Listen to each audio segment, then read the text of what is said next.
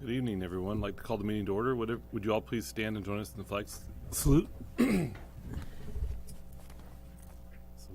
Pledge. I pledge allegiance to the flag of the United States of America and to the republic for which it stands, one nation, under God, indivisible, with liberty and justice for all.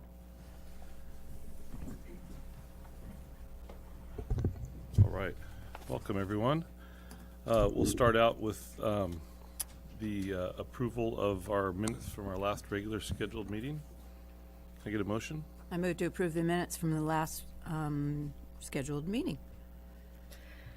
I move to, I second that. All right. I have some amendments, though.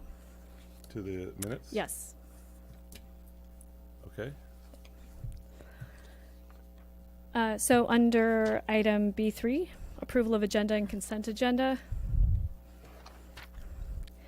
the picture of Gerardo Cornejo receiving, it should be a $1,200 check there.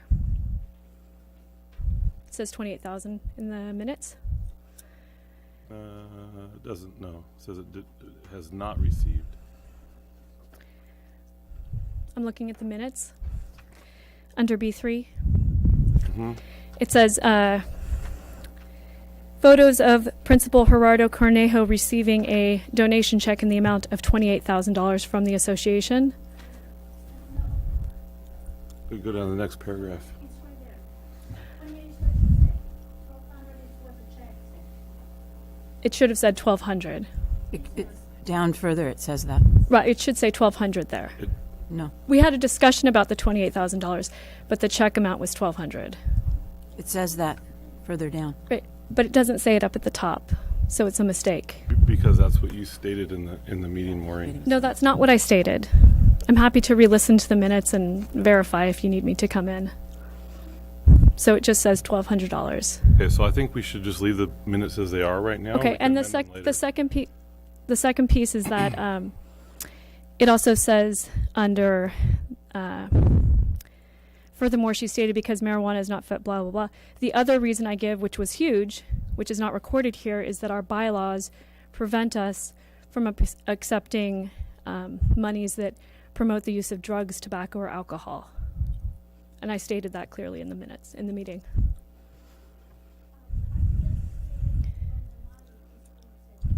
It's in the second part. So if we flip back to, if we flip under gifts, G2D, the donation, the reason I amended the amended agenda should reflect donation from Rotary Club and Carp Growers Association to Carpinteria High. So that's how it should read on the agenda. It doesn't read that way on the agenda here. I moved and approved, and it was approved to amend the agenda. So the agenda should reflect the changes that we all agreed to.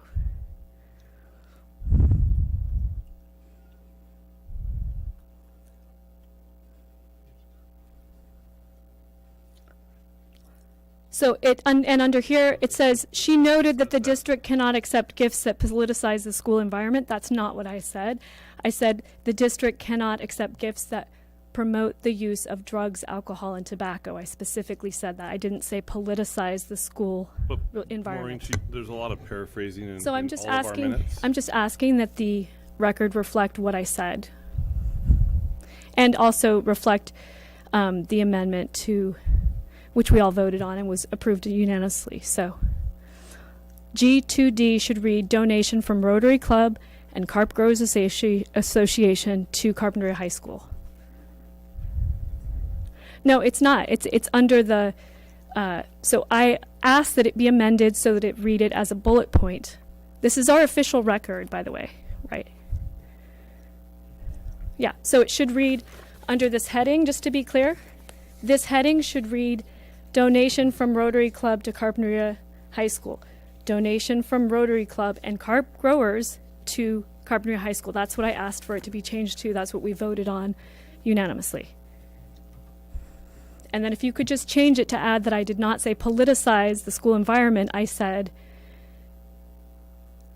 that our bylaws state that we cannot accept gifts that promote the use of drugs, alcohol, and tobacco. Thank you.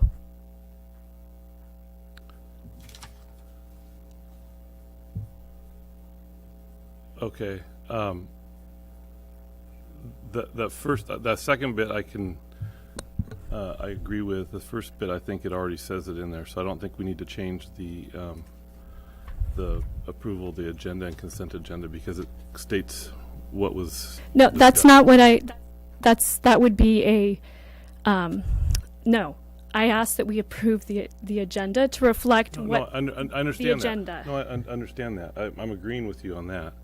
I'm saying in the this first bit, I think it pretty much captures what our discussion was at the beginning.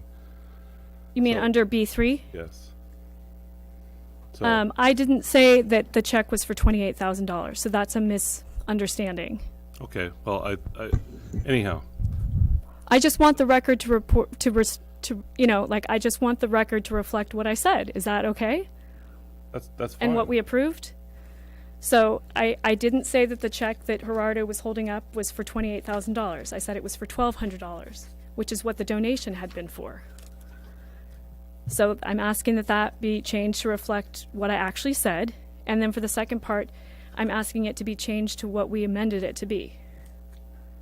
So can we just move forward? We can move forward. Okay. All those in favor? Aye. Aye. Okay, we'll move on to the approval of the agenda and consent agenda, and I'd just like to make one change there. Like to move the Measure U, just reverse D4 or D5 and D6, so we get the Measure U update before we do the expenditure report. Can I get a motion on the agenda and consent agenda? I so move. I second that. All right. What's the reason for those changes? I'd just like to move them. I think it'd be more. It would let the meeting move along more fluidly. So, do you have any amendments? Not at this time. All right. Oh, All- I did find a mistake, which is that the online agenda states that Jolene Colamy is the person to talk to if you need accessibility needs for some reason. It's not on the paper copy. So I don't know why. It's just a minor thing. Okay. This is a roll call. Aye. No, you got to call. Yeah, you call the roll call. Oh. Andy. Aye. Maureen? Aye. And I'm aye. All right. Sorry. That's all right. Okay. We'll move on to D, public interest reports and presentations, and we don't have a student here tonight, so we'll move on to D2. Wait, we didn't do the consent agenda. Wait, that's what we just did. Oh, all right. I guess. So we'll move on to D2, request for approval and suggestions about the mounting of a plaque on or near the bell that is currently on display in the northeast corner of Carbonear Middle School. Yes, and I'd like to introduce Mr. Doug Treelor from the Lions Club, and he's going to explain the request. Great. Thank you, Doug. Welcome, Doug. Hi, Doug Treelord, class of 1963. I'm here tonight to talk about that bell on the front of the building. And I don't know if you guys know the history of the bell, but that was from the original Rincon Grammar School, which is now the location of Carpentry and Lions Park. And I personally had relatives that went to that school out there. We, the Lions Club, and various alumni from the Carpentry School District feel that the story of this bell and its significant history in the school and its significant place in the school history needs to be told. We're proposing that a plaque be mounted either on the framework of the bell or on the wall beside it. And I have given some pictures to Diana so she can pass out, so you have a picture of where the bell is currently located and a copy of pretty much what the plaque we are proposing. The cost of this plaque will range between $900 and $1,500 and would be borne primarily by the class of 1968. which just happens to be the first graduating class from what we old-timers call the new high school. They recently celebrated their 50-year high school reunion and have money set aside for a project such as this. The Lions Club is willing to do the installation, and we plan to have it overseen by Dan McFarland, who is from the class of 1968 and also now retired from the school district as your head maintenance person. So today, what I am seeking is approval for mounting of the plaque and or suggestions that you might have so that we can keep this project moving forward. I think it's a great idea, and I really appreciate that you've taken the time to put some attention towards this very historic bell. I'm fairly certain, although I don't have confirmation of it, but I'm fairly certain that my Baylord ancestors were also at that school. And I just think it's really important that we keep history alive, and I would love for the teachers to use it as an opportunity to talk a little bit about that school and, weave some Carpinteria history into their teaching and programming. So thank you so much. That'd be great. Lou Panazon has been instrumental in pushing this forward as well, and he has tried to do some history on the schools and isn't getting as far as he had hoped to, but we're working on that. Yeah. I think I'm also highly in favor of this. I think it'd be a really good kind of a addition if Lou or anybody can come up with some pictures and maybe a longer version of the story that we could have on available in the library or in the main office, so that those who want it or the students could learn more detailed history about maybe even about how the school went from being the high school to the middle school and how the new school was built, and about the evolution of the elementary schools in Carpinteria, because I know those of us who've been around for a while know some of it, but I don't think it's as broadcast as well as through to our students and our the children in the community as maybe it should be. I know there's a lot of information at the Natural History Museum, but I think it might be nice to have a specific, maybe a history of the schools that we include in this. That would be nice. Lou Panazon has been working with the school district and with David Griggs at the Historical Society, and some of that information is very scarce. Yeah, So he is trying to put something together on that. great.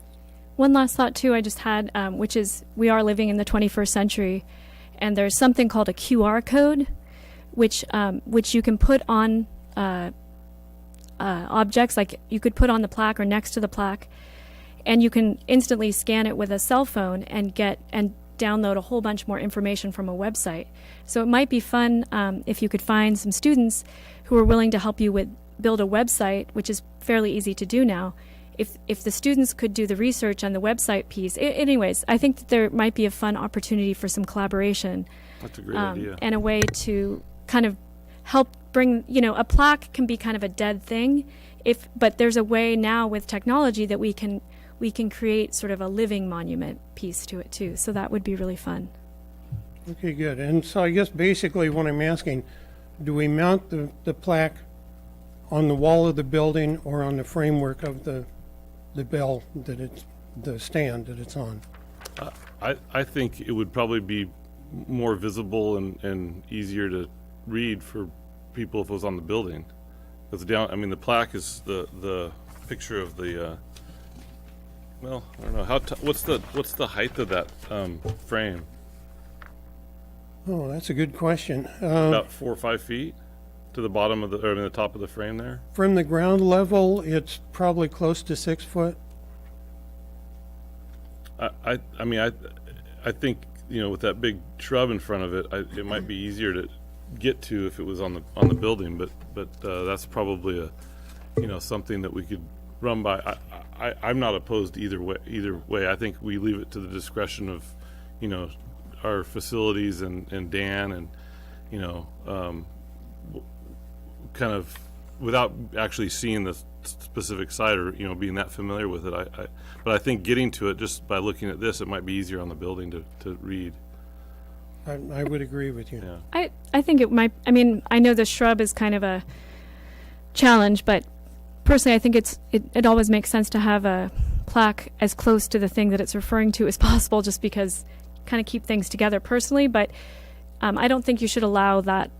I think it's true to do kind of what's best and most cost effective at this stage. And another place where they've done a really nice job of sort of interpreting history is that lima bean plaque in front of the fish building. Do you know what I'm talking about? Right. It's got photos and it has history on it, and that's another place where you can kind of see they've done just a nice job of sort of interpreting the monument and the building.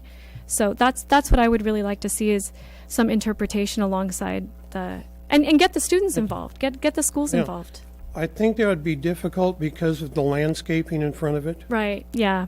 But maybe a website. Anyways, Yeah. I'm sure they'll figure No, out a good solution. But that's what I I'm think you're looking on the for, right is good track. ideas, so. Yeah, I think you're on the right track, and throw it out to the students and the teachers. They might have some, 21st century solution that we've not even thought of, too. So, That's true. yeah. So, can I get a motion to approve this request? I move to approve this request for a plaque commemorating the school bell. I second the motion, and thank you, Doug. Yeah, thank Great you very idea. much to you and the Lions for Great, thank for you. spearheading this. All those in favor? Aye. Aye. All right. Thank you, Doug. Thanks. Thanks for coming tonight. Okay, we'll move on to item D3, recognition. Great. Diana. So I'd like to begin with the high school, and on behalf of the high school, Principal Corneo would like to recognize Mr. Pat Cooney. He is our athletic director at the high school and a teacher. His leadership of the Warrior Athletic Program and his overall commitment to CHS are outstanding and recognized by all. At Rincon, Principal Gloger would like to recognize Kevin Reed. He's our math, science, and elective teacher at Rincon and Foothill High School, and he's been teaching there for more than 20 years. He continues to develop and expertly deliver his curriculum to keep students engaged and productive. And then at the middle school, on behalf of Principal O'Shea, she'd like to recognize Kelly Flores. Kelly is our special education teacher, and she does a fabulous job of integrating special ed students into the fabric of the middle school. Her love and support for students and their families are inspiring. Principal Pursoon would like to recognize the after-school program staff for their services to their students at Canalino and Family School, led by Crystal Hoffman. The team is engaged with students and provides an enriching program as well as significant academic support. At Aliso, Principal Fox would like to recognize Amy Holmstrom. Amy is a speech and language pathologist for her support to parents for Aliso. Aliso would like to thank Amy for her extra time and effort she puts in every year in making the holiday store such an amazing event for the students at Aliso. And then on behalf of Summerlin, Principal Fox would like to thank Kim Stanley and her team for showing the Summerlin students how to be safe pedestrians and safe bike riders. Thank you. Great. Thank you, Diana. All right, we'll move on to your report. Okay.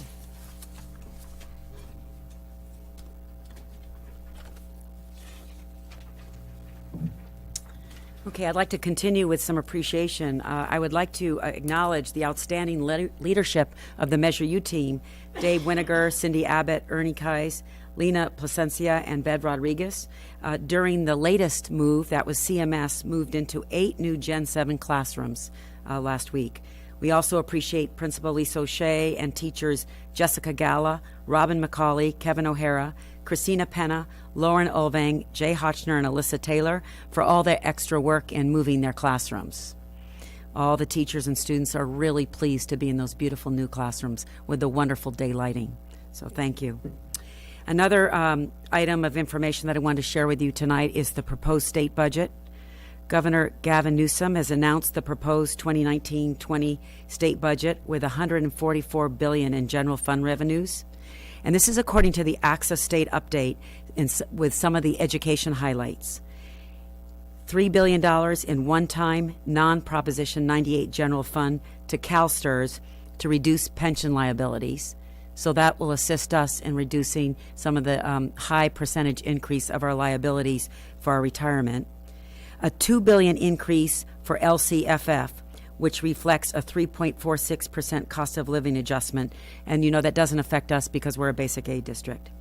$1.5 billion in Proposition 51 bond authority to support school construction projects. So we're interested in that because, of course, we want to recoup some of the state funding for our current Measure U projects. $576 million in Proposition 98 to support expanded SPED services and school readiness in schools with high percentages of students with disabilities who are low-income, foster youth, and English learners. So we're hoping that we can take advantage of some of that SPED funding because we have such high costs for special education. $350,000 in one-time Proposition 98 funds to merge the school dashboard, the LCAP template, and the school accountability report card into a single web-based application. And I think that will be much easier access for families to ascertain school district data. $750 million in one-time non-propositional general fund resources to construct new or retrofit existing facilities for full-day kindergarten programs. So we already have adequate facilities for our full-day K programs. And $125 million to increase access to subsidized full-day, full-year state preschool for 4-year-old children. So that's most interesting to us because we'll be watching if we're going to have an increase for preschool funding. And then both Maureen and I will be attending budget workshops in the next month to identify what the local effects will have, what will the impact be specifically for our budget. Another great announcement is our Chamber of Commerce Awards Banquet, which is January 26th. And we're really proud to recognize John Fowler, social studies teacher at the middle school, and Ryan Francisco. He teaches grade 5 at Aliso. They will be our 2018 Teachers of the Year for the Carpinteria Valley Chamber of Commerce. And so I'd just like to read what Principal O'Shea wrote about Mr. Fowler. Mr. Fowler is dedicated to learning how to help students navigate the often tumultuous years of middle school. In the context of our rapidly changing world, his learning curve remains steep. Having taught both American Studies and Global Studies, including high school history courses at an international school, he revels in helping students connect and make meaning with our collective past. This year, he also directs ASB to help enact positive changes in school culture. In addition to developing the critical thinking skills necessary for success in high school and beyond, Mr. Fowler strives to help students build social-emotional competencies necessary for building healthy relationships and lifelong learning. John is an asset to CMS because of his hard-working spirit and caring heart. We are proud that he is one of our teachers at our middle school. And then I'd like to read what Principal Michelle Fox has written about Ryan Francisco. What makes Ryan an exceptional teacher is his collaborative nature, awareness of new strategies, ability to network, and teaching skills that help all students at Aliso. He's always the first one to say, "Okay, let's try it," when a new idea is presented, or "Hey, I have an idea." He searches new opportunities for himself, completing his Master of Science in Instructional Technology, attending conferences, networking with educators and people who can support our school's learning goals. He has sought out and made connections with educators in neighboring districts, sought partnerships with community business, and made connections with people who provide learning materials to our school. Through this network and collaboration, he has brought robots into his classroom, provided his 5th grade team with hydroponics materials, and had a 3D printer donated to his class. He is forward-thinking and his approach to providing new opportunities. Ryan is launching a new after-school club that focuses on STEAM learning and team building.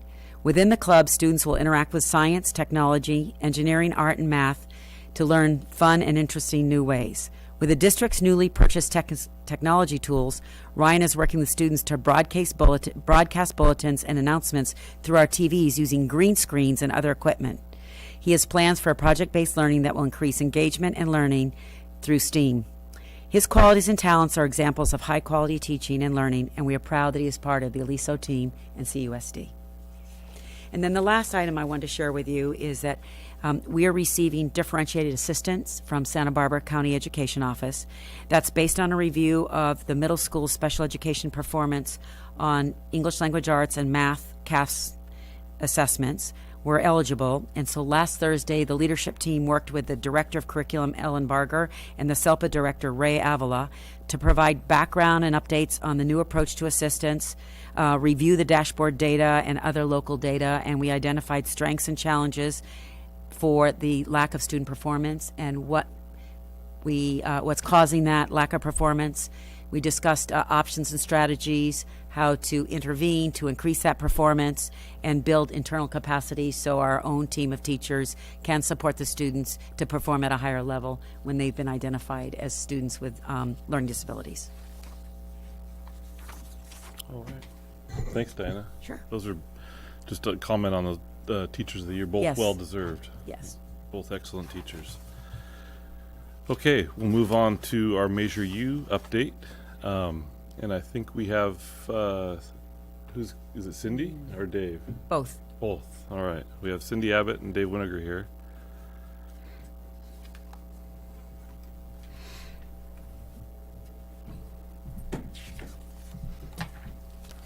Thank you.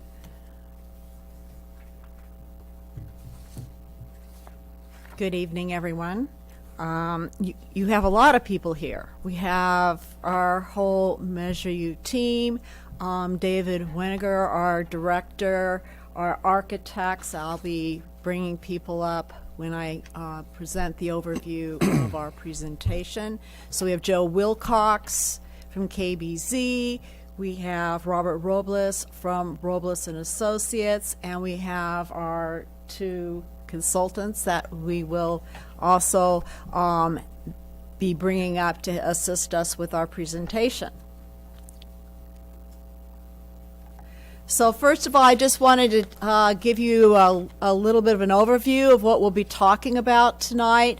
To start with, I wanted to begin with a brief discussion and overview of our facility master plan and the process that we went through over the years preceding all of this work.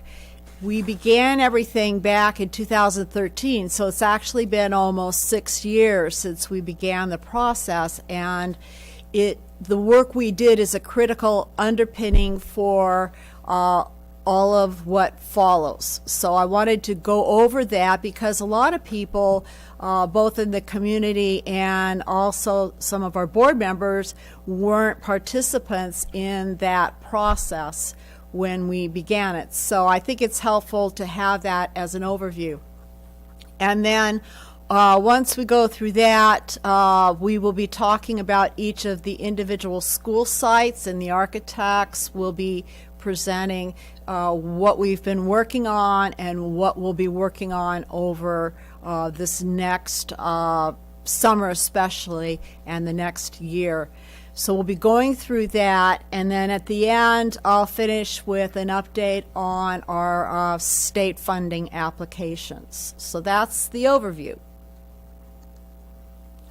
So first of all, the facility master plan was a process that we went through that occurred over about a 15-month period. And it involved meeting and talking to a lot of different people. So, for example, we talked with the site councils at each of the schools, and you can see we did that for several months during 2013. We had a superintendent's facilities committee where we had people who had technical expertise or long-time relationships in the community. We talked to them about what we were working on to get their feedback and their ideas about the process. Following that, we had an initial draft which we produced in November of 2013. With the draft, we met with our staff at each of our school sites, talked to them about what we were working on, and again solicited input. And then we had several community meetings where we advertised and invited the community, anyone who wanted to come and talk to us about the facility master plan draft. And then finally there were 3 board meetings. We had special board meetings where the board took a very close look at all of the components of the master plan, and in particular, they developed their priorities so that we could be able to tell the community what we were working on and when. After all of these meetings, and again after 15 months of work by a lot of different people, the board did a final adoption of the facility master plan in June of 2014. So this was all done prior to the time when the board voted to put a bond measure on the ballot for the community.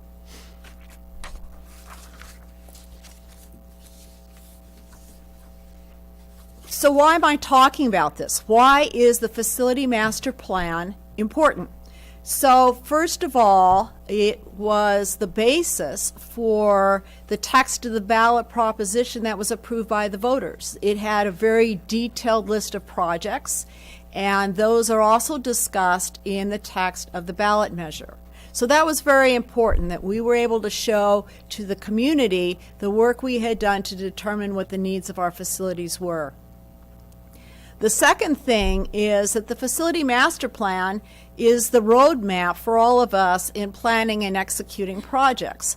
So all the time, as David and I work with the architects, we're always talking about what are the priorities and how does this fit in with the master plan.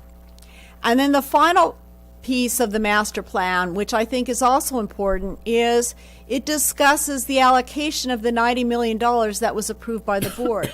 How was that allocated to the sites? Because we're working with those allocations as we're doing our planning for our projects.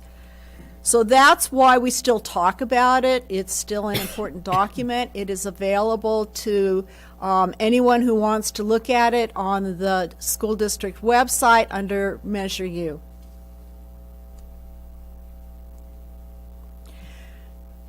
So also in the master plan, the board had a lengthy discussion about what their priorities were. After looking at all of the different projects and things that were needed at each of our campuses, the board had lengthy discussions at their 3 special board meetings, and they came up with their highest priorities, which were outlined in the plan. So the first one was infrastructure improvements on all campuses. And this involves a lot of different things. It involves our roofs. It involves our ADA accessibility requirements. It involves things as simple as having adequate electrical power in all of our classrooms to power up all of our technology. So they felt that that was a very important thing. We have old buildings. We talked a little bit earlier about the new high school. And the new high school is our newest building. And our newest building is 50 years old. And some of our older buildings are a lot older. They go back into the late 1920s and 1930s. So clearly all of our campuses needed infrastructure upgrades. So that was a real focus of the discussions. The second priority was to replace the portable classrooms with modular classrooms on all of our campuses. And David Weniger did a detailed study of each one of our portable classrooms and evaluated them and determined that the condition of all of the classrooms was, at best, fair, and a lot of them were poor. So these are all classrooms everyone agreed that we should work towards removing and replacing with permanent buildings. And then the last top priority in the master plan was to convert the wood shop at the high school to an engineering lab. So those were the three general priorities that were listed as the highest priority in the master plan. And there were discussions about other priorities in the plan as well, but these were the highest ones. And so these are the ones that we focus on right now as we're going through our work, because these are very big projects. So once we did the the master plan, and the voters approved the bond measure in November of 2014, we began a long process of conceptual planning. And that meant that the architects met with the site people. They had a site committee, and they developed conceptual plans and initial budget estimates. And so those occurred in late 2015 and then in the spring of 2016. And those conceptual plans were presented to the board, and they reviewed those conceptual plans in detail and made some suggestions and also had discussions about what was most important in those plans. So there were 2 of those meetings, and then in September of 2016, the board did a final review and they approved all the conceptual plans. So the architects, all of us, are working with those conceptual plans that were approved by the board at that point in time. And anyone who wants to see those conceptual plans can also go on to the Measure U website and see the details for that. So a lot of work had to be done before we could get to the projects. So now we'll start talking about each of the sites, and the architects will come up and talk about it. This is Aliso, so that's Robert Robles.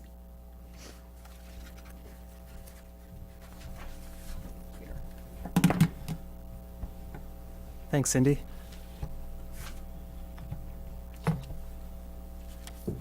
Thanks, everyone, for having me. I'm Robert Robles, if I'm new to anyone up here. And I think Cindy did a great recap of all the work that went into what brought us here so far. And I'm just going to start off with Aliso Elementary School. These are our recent projects that we completed over there, shown in the red with that sort of diagram of the campus. And what we did is we did improvements to the front entrance that were completed over summer, as well as re-roofing the existing cafeteria building. And I'm proud of how that both of those projects turned out. Now moving on to where we are now, the campus modernization. This is a pretty big project. Where we are now is we're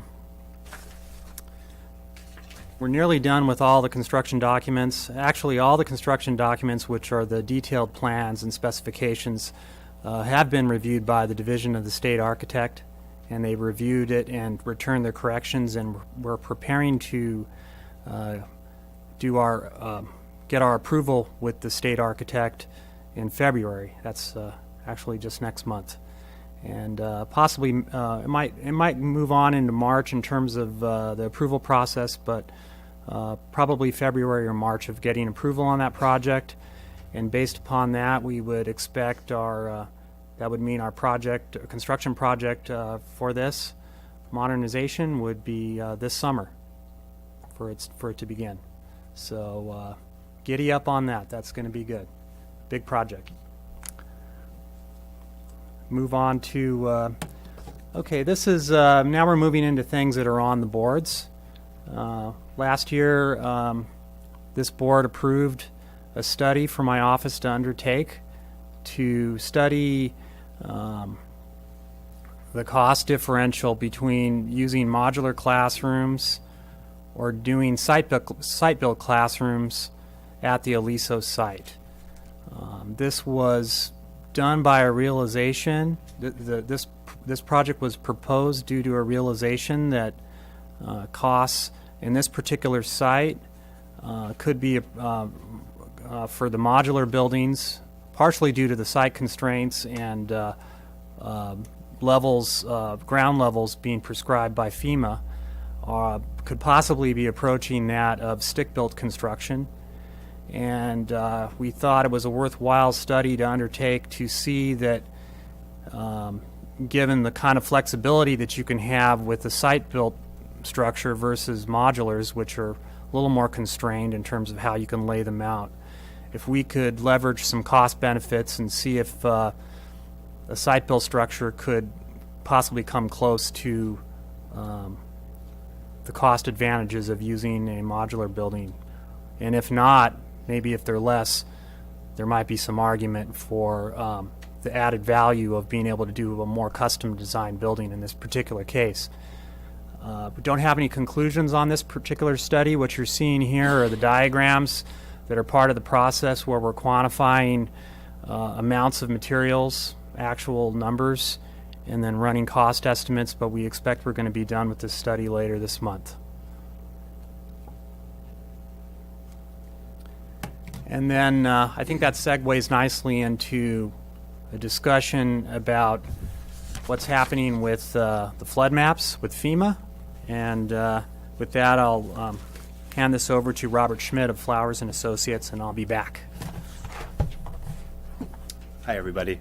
My name is Robert Schmidt with Flowers and Associates, the civil engineer for this project. This map just shows kind of a quick of where Aliso School is and with relation to the flood map of FEMA. You can see the little red area. It's a little bit hard to see on that screen, but there's a blue area with dots within the vicinity. It cuts probably half of the site itself. This is the current FEMA situation for a 100-year flow, which shows that we'll have to design to those standards.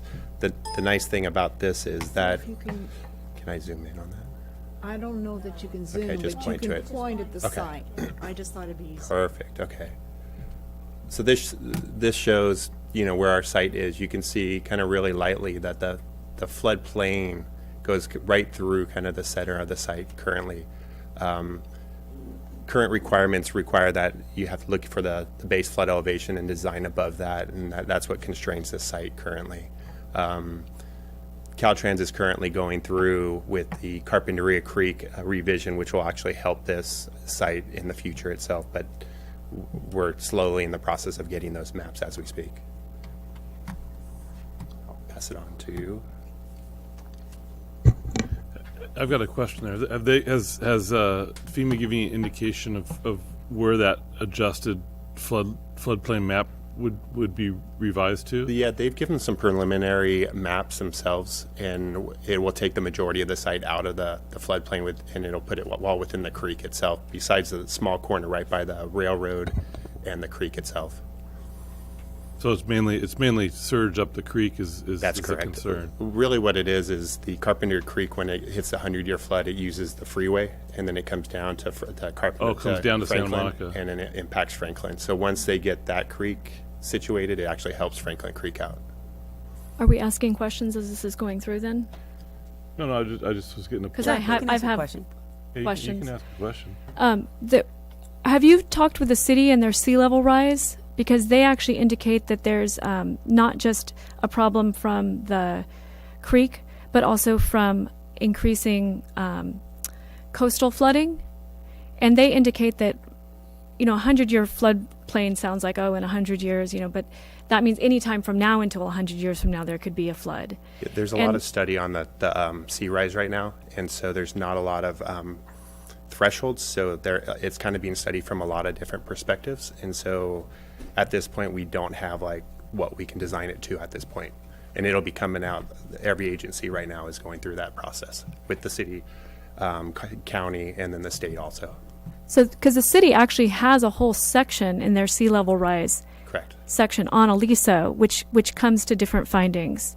Their findings are that within 60 years there's going to be regular coastal flooding that's going to be impacting Aliso. I don't think anything's definitive yet. Correct. Well, that's what they're incorporating into their And next once they incorporate plan. it, then we can move forward with it, but we have to wait for them to kind of define the regulation itself. Okay. Could I just, could you help us with defining the regulation? Because the process is, who's defining the regulation? So typically how it happens, the county of Santa Barbara is actually a little bit farther ahead than the city of Carpinteria. They first come out with a study to tell you kind of what the different requirements are, and then they have to present it to Coastal Commission, and then they'll make a resolution to it. And so I think they're at the beginning stages with just the report finding of kind of what the different thresholds are. And then how is FEMA and DSA involved with that? So I think once a DSA will, and I'm not sure where the state takes there, I think farther.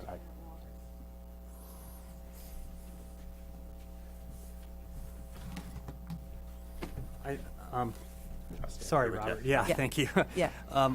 If I can try to ascertain what the question is, I think DSA will only be reviewing what is the official FEMA map, and that's basically what they look at.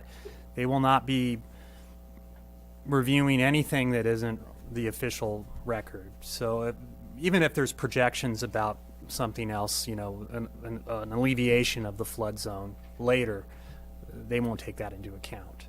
And as and with your discussion about the sea level rise, that's all very valid to begin talking about this thing.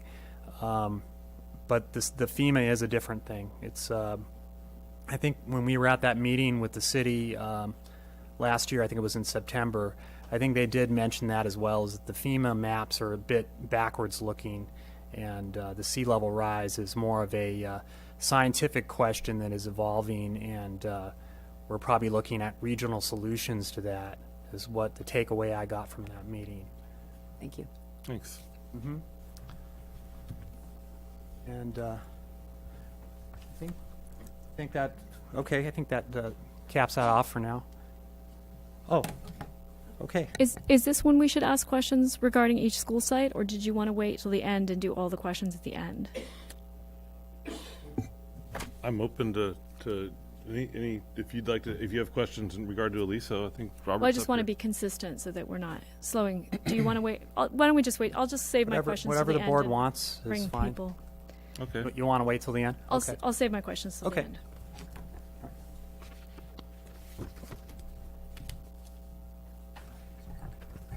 Okay, on this slide, you'll see the budget that we're working with right now for Aliso School. And if you recognize it, on this column here is the site allocation for Aliso, which is $8.7 million. And then we start allocating those preliminary allocations, which of course come directly from the facility master plan, table 8. And we start allocating the funds that are in those allocations to specific projects. So you can see over here in the budget column, we have a budget for the fire alarm system. We have a budget for campus modernization. We have a budget for the front entrance gates. And you can see going down the line the different budgets that we have all the way down to the total, which is the site allocation of $8.7 million. So we recognize in planning that we have this site allocation, and the projects that we are building right now we can't spend more money than what we've got in terms of the site allocation, or in terms of the $90 million bond that was approved by the voters. So you can see where we are with this. And then the gray items are projects that have been completed. So you'll see that's the front entrance gate and the grease interceptor and the multi-purpose room replacement for the roof. So those are completed, and then you'll see as we begin doing more of the planning, when the drawings get approved by DSA, we'll see the work for the modernization, campus modernization. You'll start seeing this as being an active budget. But right now, you don't see a lot being spent, other than right now it would be architect fees for doing the designs for that.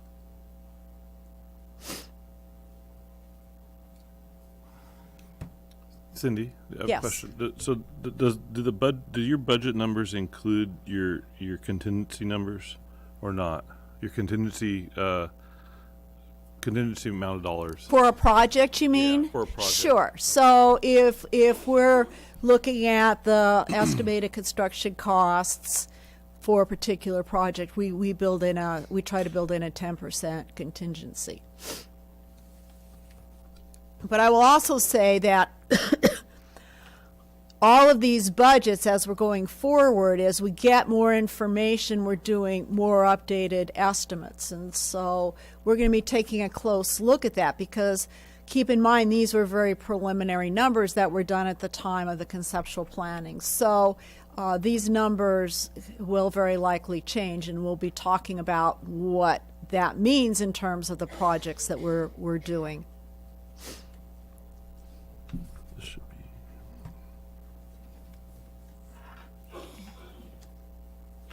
Okay, now it's Canalino. Okay, so Canalino, another moving in on to the Canalino site. Just a really quick recap of where we've been. With Canalino, we just completed the modular classroom buildings and site improvements project. Just over, I guess back, I think at the end of September is when the ribbon cutting was, I believe. And I think I saw some of you there, and it was really great to see the project completed. I think we got really great results, and I was pleased with it, and I think everybody was pretty pleased with it. I got a couple hugs from some of the teachers, and which was kind of a first for me, so I felt good, so liked the project. Now we're going to move on to the next stage, which is the modernization. This is actually really the biggest project on the campus, is not the new construction, but what we call modernization, or what DSA calls alteration. And so all the red, you can see all the existing buildings on campus there are all the permanent buildings, that is. The gray buildings are your portable buildings.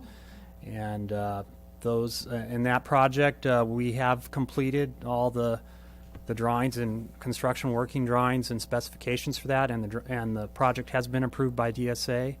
So we're ready to go for that, and we're slating to begin that project in construction this summer. So you're going to see a lot of activity out there. And, well, that was fast. I guess we're back to Cindy already.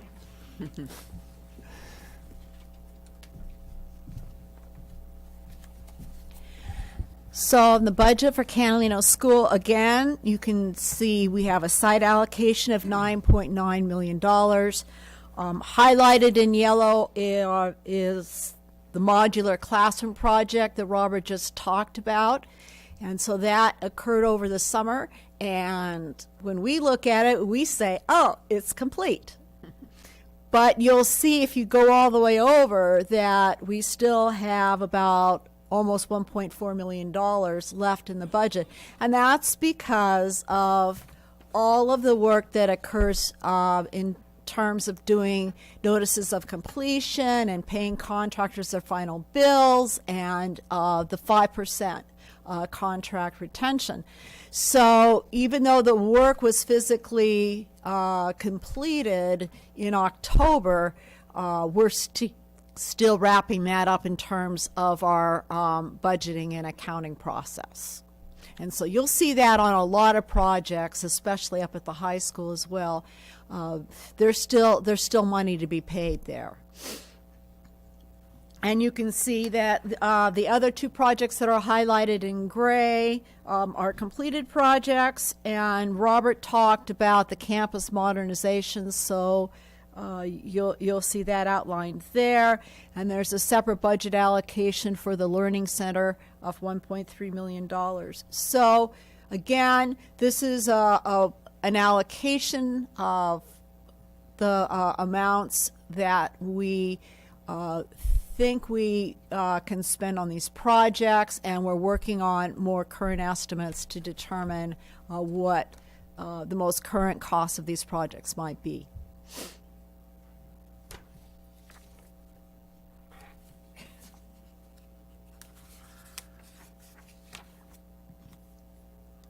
Okay, Summerland.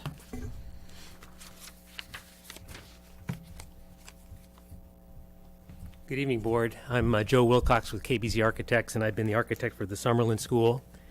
And this site plan shows you what the new campus will look like.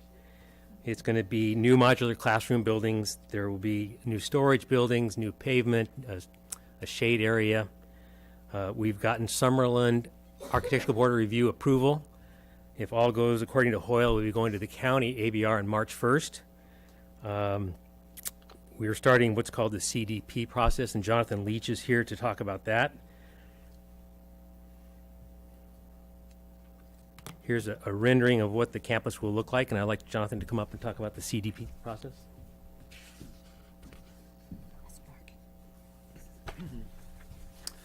Good evening. Seems to be a lot of coughing going around this evening for some reason. My name is Jonathan Leach. I'm with DUDEC.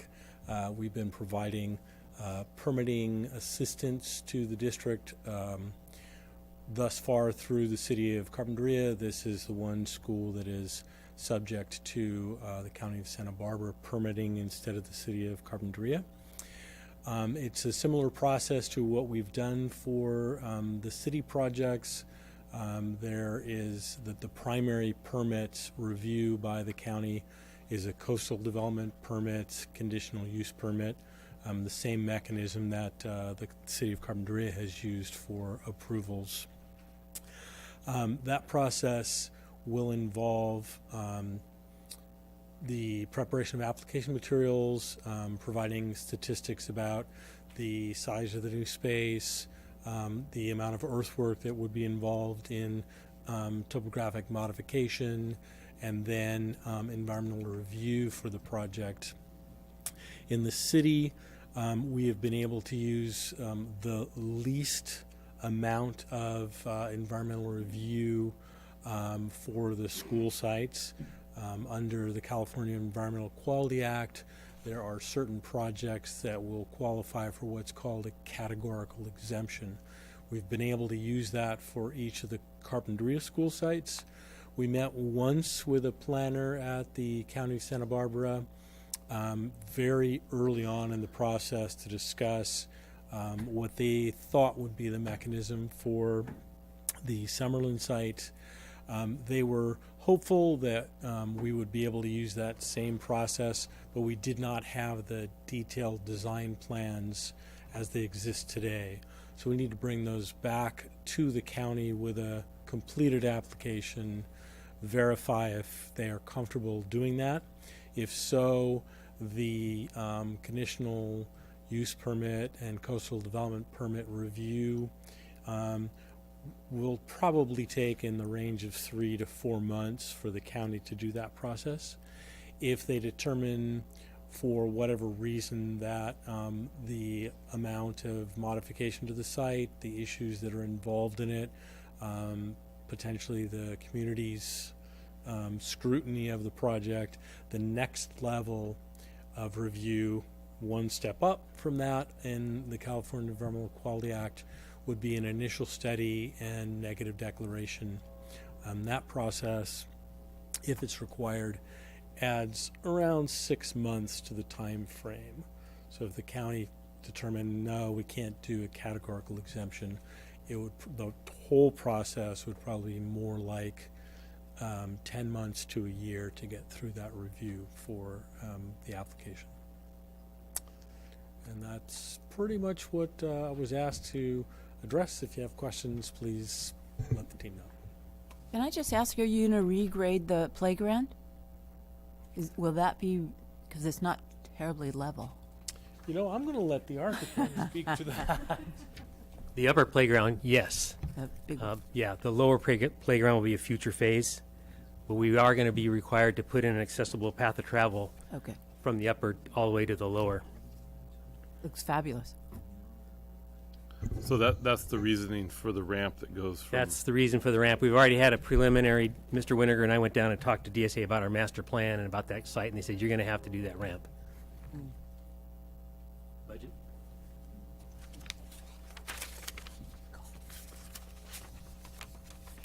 I seem to get all the good parts, don't I? So with Summerland, we started with an initial site allocation of a little over $2.5 million. And during the conceptual planning, it became very clear that we did not have enough money to rebuild the school. So in November of 2016, we came to the board and proposed a plan to come up with some additional funds for the school to give us about $6 million, which is what we estimate will be the cost of rebuilding the school. So you can see down in the little blue box, there's an additional $3,467,000, and that's coming out of developer fees, which we already have in the county treasury, and proceeds from the sale of Toro Canyon, which was a previously owned site that the district determined could not be used to build a school. So we have the money ready, so that's been added to the Summerlin budget, so that gets you to the $6 million. And you'll also see that we have not spent a lot. We're focusing on the coastal development permit process, which is not budgeted in the site budget. It's budgeted out of project administration. And so you don't see a lot of expenditures to date on this project. So it's a little over $72,000.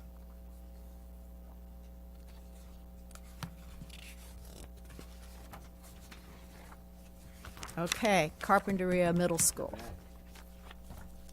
Back. So these are the fun slides. These are the slides that kind of tell you what we've done. So in the summer of 2018, I hope you've seen the middle school because I think it's turned out really nice. So we built the new classrooms. Obviously, we realigned the track. We relocated a lot of utilities, including the electrical overheads and water and sewer lines. There's a new campus-wide fire alarm system, which is a DSA requirement. We upgraded some restrooms that were required with the interim portable classroom project. There was Prop 39 lighting upgrades that were done. We have a secure entry now, and in addition to the new classrooms, we have a new restroom building. So, plan for the next steps. For Carpinteria is we're now in the design and document phase for remodeling and modernizing the multipurpose room and what they call the book storage room down in the basement. So that's where we are with that. And Cindy, you get to have the fun.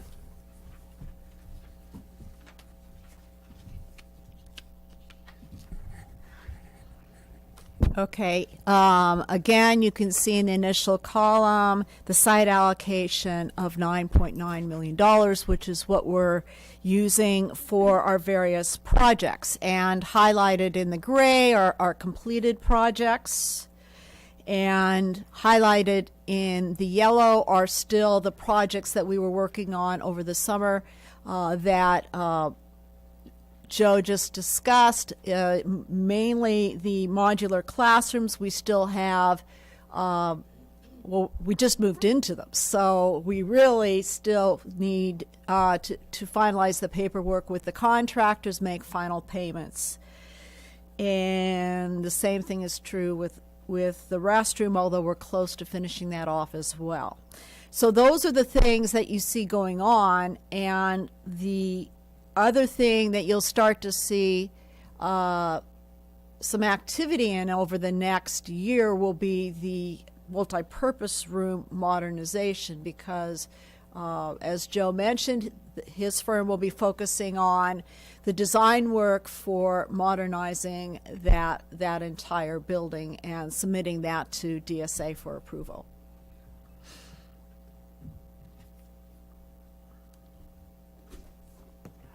Okay, it's the high school. Musical podium. Again, the fun slide, what happened in the summer of 2018 at the high school, and if anybody was around the high school during the summer, it was a war zone. It was pretty impressive with all the various contractors on the site. The administration and the F-wing buildings were re-roofed. We worked on the restrooms in the F, G, and D wings, and those are all with various different DSA, Division of State Architect projects. One was related to the covered dugouts. One was related to the interim classes.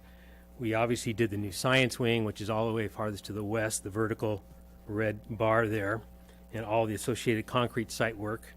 The new computer wing, which is up to the north, the red kind of rectangle to the north with all its associated site work and landscape work. We had a lot of laughs at our planning meetings about the boring plan, because we had an electrical engineer come up with what they call a boring plan. They bored 8 feet down from the IT room all the way to every single building. So now we have a path of travel for communications, fiber to every single IDF from the mainframe, and that tore up the site pretty well. And again, there was Prop 39 interior and exterior lighting upgrades, and I've been to the site at night, and the lighting on the overhangs is much, much better than it's ever been. So 2019. Thursday, I'm going down to the Division of State Architect to get the modernization drawings approved through the State Architect's office for B, C, D, and F wings. And in addition to the interior renovations, there's also associated concrete sidewalk work and replacing doors like we had done in some other past summer projects. So keep your fingers crossed, and we'll come back with a permit on Thursday. And then the group thought it would be a good idea for me to show you the floor plan for the new administration building. And the new administration building will be submitted, the complete working drawings will be submitted to the Division of State Architect on February 20th. And it includes all the various offices. We've met with the site several times, and what the counselors need, and the lobby, and storage, and conference rooms, and that's where we are. We're about ready to go into DSA. It's exciting.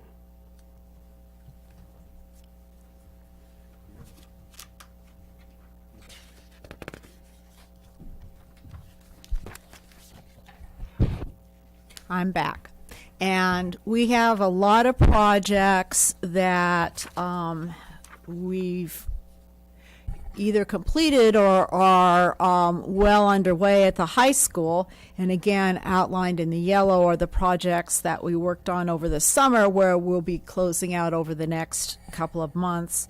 And as Joe mentioned, the next focus will be the campus modernization. And so you can see the budget there that we have estimated total cost of $8.7 million.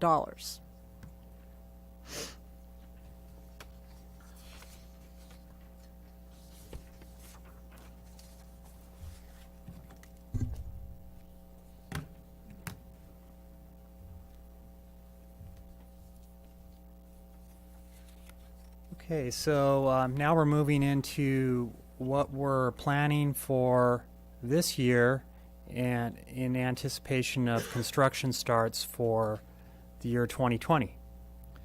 One of those is the project for Rincon and Foothill High Schools. It's this particular project is dependent upon because it is the current administration building for the high school is what we're talking about here. So when the new building is ready, that Joe just talked about, you saw a flash of the floor plan there, then this building will become available to be modified via construction for the use of Rincon Foothill. We've had a lot of meetings with the staff on this throughout our conceptual site planning process, as well as further meetings that occurred last year, and more will occur this year in finalizing the development of the plan. And then, gosh, Cindy, you're back already, I guess. Yeah. I'll just stay right here. I probably should just stand next to you. Yeah, maybe. So the budget for Rincon and Foothill High School, there's been a fair amount of planning done. You saw the classroom, the new classroom structure, but you'll see that out of the site allocation of $1,584,000, to date we've spent about $11,000. So the bulk of the expenditure for design and obviously construction is yet to occur. This is occurring further down the road. Okay, now Robert's back up for Maine. Same situation for Main School, where we're talking about now is a modernization of the existing building there, what we call the brick and mortar building at that campus. The building that is occupied by the Carpinteria Children's Project. So the point of this project is to modernize those buildings, improve the infrastructure in the building, heating systems, roofing, technology, ADA compliance issues, pretty much the gamut of the types of things that we're doing on the other modernization projects. And again, the design process is continuing throughout this year and with an anticipated construction period beginning next year. What's a little bit closer on our radar are the modular buildings for the main school campus. And what you can see here in this in the white, the gray here is what you saw earlier, which is the brick and mortar building built. Gosh, I want to say in the 30s, but somebody will have to fact check me on that number. That's right. Is that right? Thank you. What we're talking about here are these new modular buildings that the intention would be to replace the existing portables on the campus with these new modular buildings. We don't want to call them portables because they will be they're being designed to be there permanently, not moved around. They'll be on concrete foundations like all the other buildings that we've done with AMS, which are the Gen 7 people. These aren't going to be Gen 7s, however. Back when we did the conceptual site planning, we received some direction that these should be a little more value engineered in terms of the cost. So what we're talking about here is it's not a modern kind of looking building like that you get with the Gen 7s, which look kind of high tech in a way. These were designed to really be more of a background building and try to blend a little bit with the existing campus buildings the best we could, given the constraints of what you can build with a modular building. But we lifted some details from the existing building from the 30s, some of the cornices and things like that, and the windows and patterns of the windows and things like that to try to make it blend with the existing campus. Certainly would be an improvement over what we have there, and of course we're going to have lots of landscaping and new pavement and much improved site circulation throughout the campus is really the goal of this project. And I'm going to allow at this point, this actually here is just showing a view of what that middle courtyard might look like. And with that, I'd like to invite Jonathan Leach back up here to discuss where we are with the local permitting process with this particular project. So similar to all the other campuses within the city of Carbondale, this is the only one that wasn't included in the first wave of applications and coastal development permits that were issued by the city. We have applied to the city. That application process was turned in several months back. The city has requested a little bit of refinement of information on that application that Robert is working on. We'll probably have available in the next couple of weeks. We have been told by the city we can expect again that lowest level of environmental review, the categorical exemption. So we're hopeful that probably within the next approximately 2-month time period, the city would be in a position to issue those coastal development permits for this.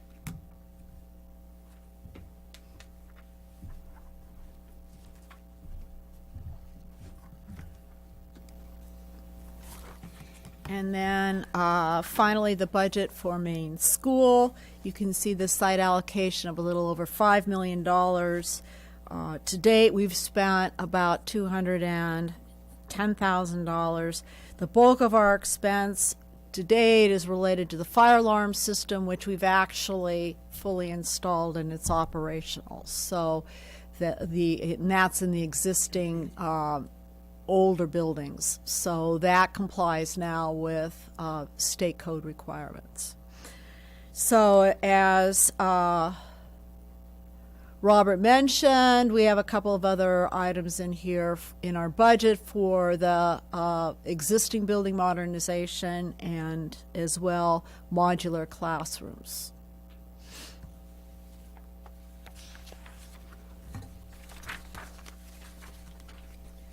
So those are all of the sites. What I wanted to share with you here, and I apologize for how small the print is. It's just hard to get it all on one slide, but there's some really important We things. bring our readers to meetings when you're here, Cindy. Yes. Well, you notice I need glasses now. I didn't need glasses when I first started working at the school district. I didn't need readers until I started reading your report.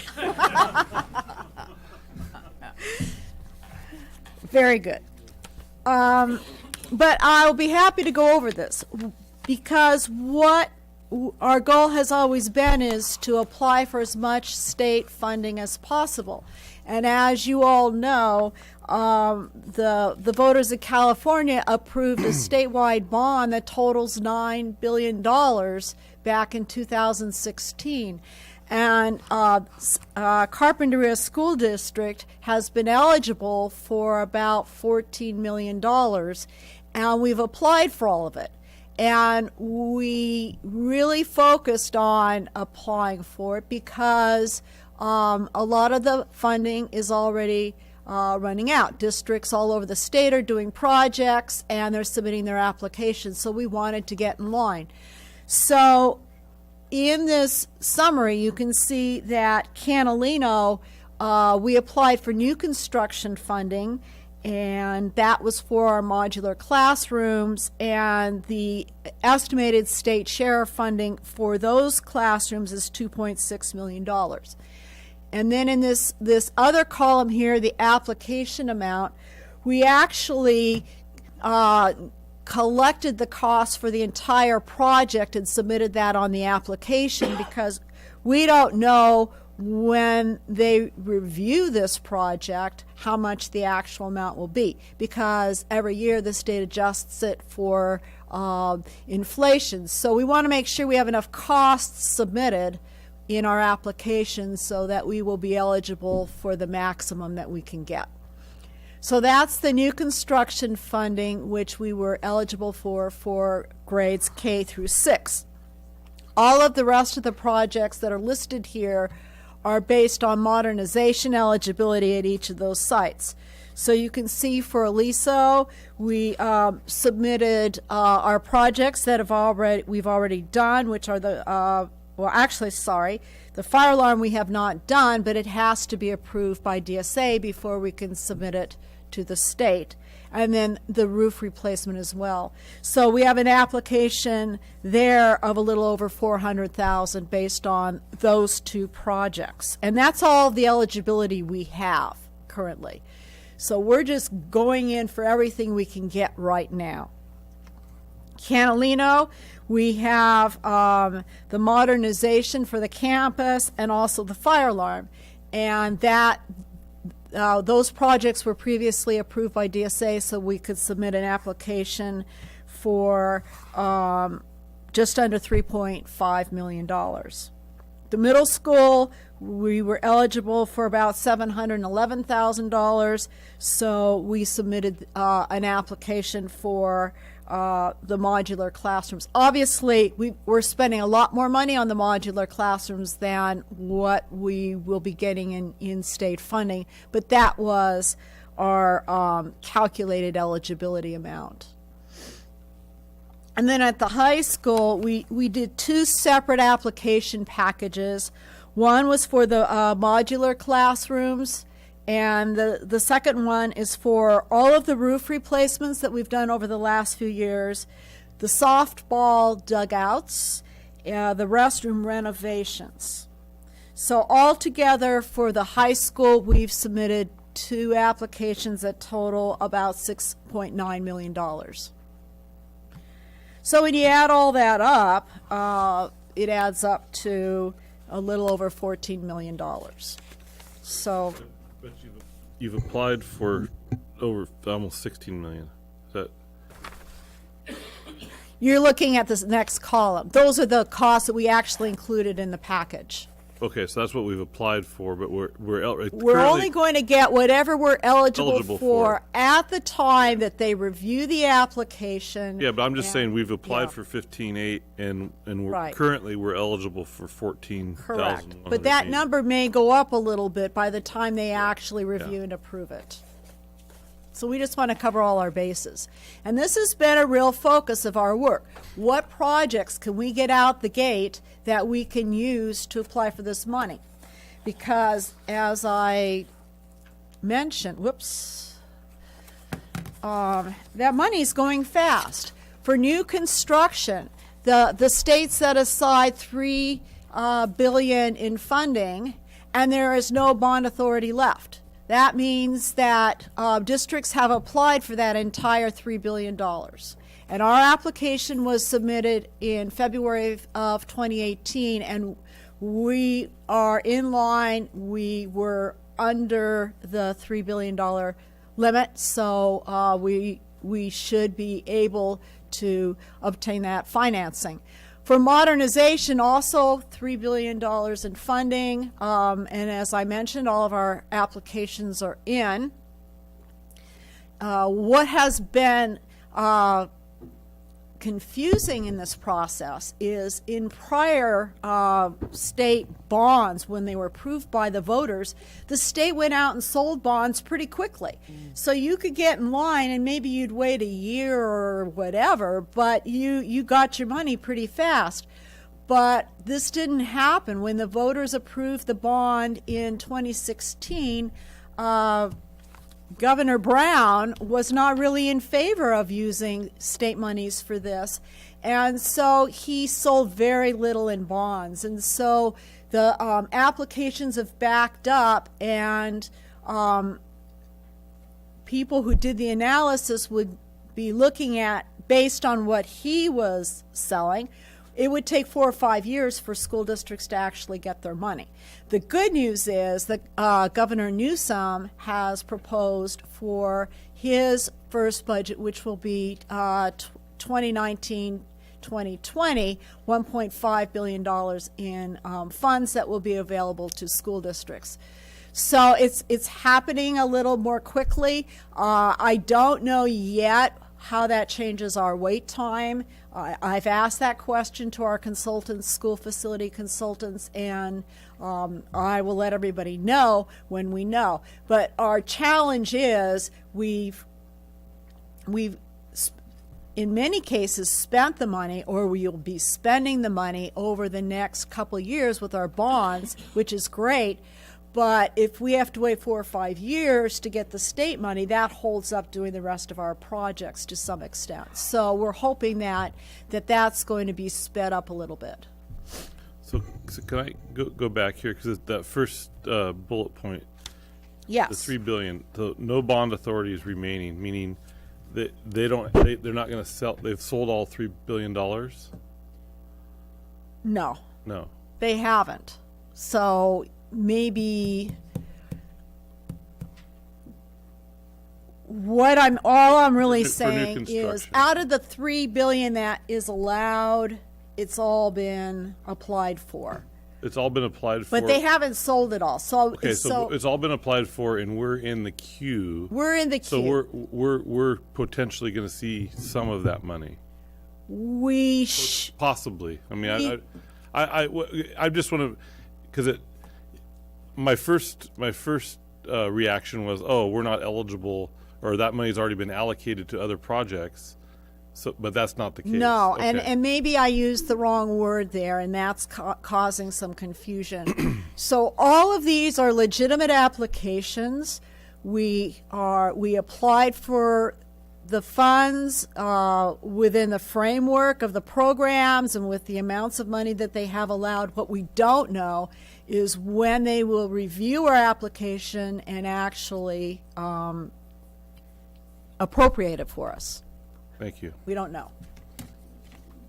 So in the meantime, I guess the other point I would like to make is we're working with the understanding that we have $90 million of our own bonds, and we can't commit to projects beyond that 90 million until we know that the money is really coming to us. That's clear. Yeah.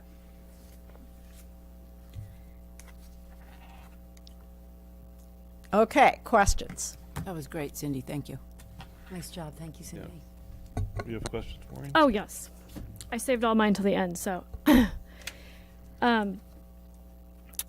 Cindy, thank you so much, and thanks to all of you who have done so much. This is complicated and interwoven, and there's so many moving parts.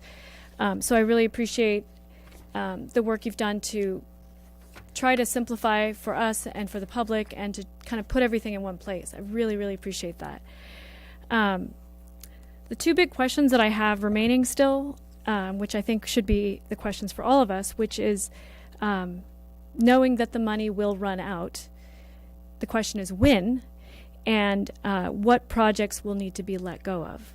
So we know every bond, I don't think there's a single bond measure in the state of California where there hasn't been some pieces of the pie that you hoped for but just couldn't accomplish. It looks like from my calculations based on the spreadsheets we've been given, we've spent about 17.4 million, although you told us 22 million, but that was just from the sites. My guess is the other remaining is like kind of administrative fees and such. Anyways, so that's, and then on the column of what's remaining is $49.9 million worth of projects remaining, not including the state monies and the 3.4 million for the Toro Canyon plan. So that's just to kind of give people, that's based on what I did. And actually that's my last point before I ask some questions is just what would be really helpful for me to see, and if you wouldn't mind getting this for me at a later date or emailing it, is just a list of our vendors, just the vendors themselves. I know how you've kind of done these drill downs and pulled everything out for each site, but I'm actually interested in just doing some analysis based on the vendors themselves and how much we've spent for each vendor. The second piece that would be really helpful for me is just this kind of a spreadsheet, just going through what I just did, which is for each site, how much we've spent and how much remains. Because as a board, we're trying to look at the entire district. We're not just interested in how much money has been spent at a school site. We're trying to look at the big picture, so to speak. So those would be helpful for me. I don't know if that's going to be too much of a problem to come up with. The question that I have is, I'm just going to go through them. What happens to the money that is refunded from the state? So, I don't know, say we've done as much construction as we can do, and we get the $14 million that we've applied to from the state. What happens? Where does that money go? Is it put back into the Measure U fund?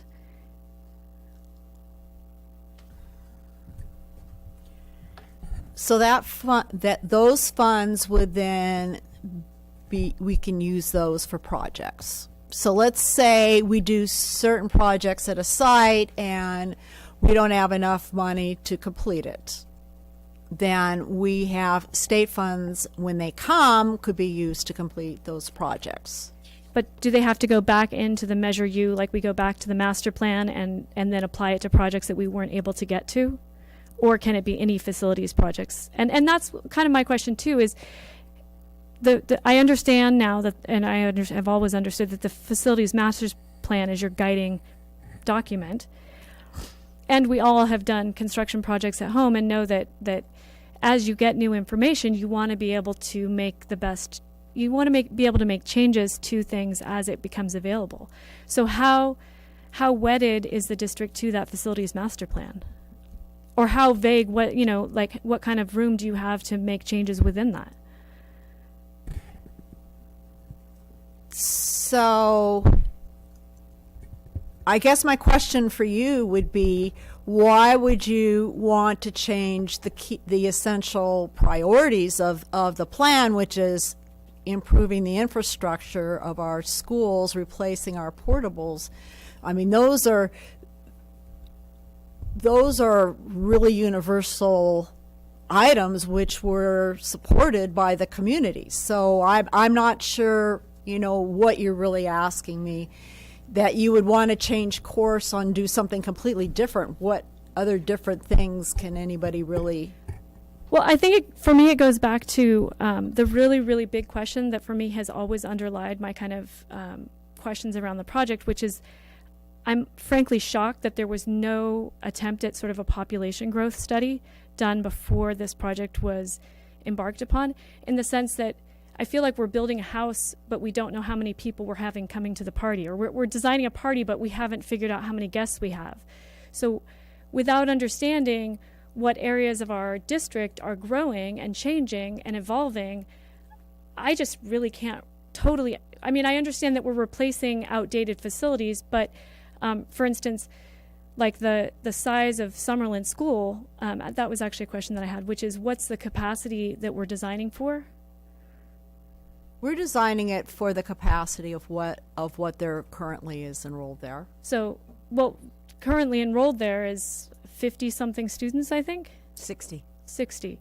So this is what I'm saying. So if you're designing it for 60 students, are you hoping that in 60 years there will be 60 students there? Or do you see that? So anyways, what I would love to see happen, it's never too late to learn. I would really love to look at the idea of a population growth study, because it would help so much for us to understand what our district is doing. But where would those dollars come from? I'm just proposing it as an idea right now because I want to get through these questions and not waste Ms. Abbott's time. So for Summerland, I'm just going to go through these and try and get through them as quickly as possible. It's a big thing, so there's a lot of questions here. A question that I'd had for a long time that I actually had asked for a number of times in leading up for this presentation tonight, which is just a list of what projects we have already in the pipeline. So maybe I could get that in the future.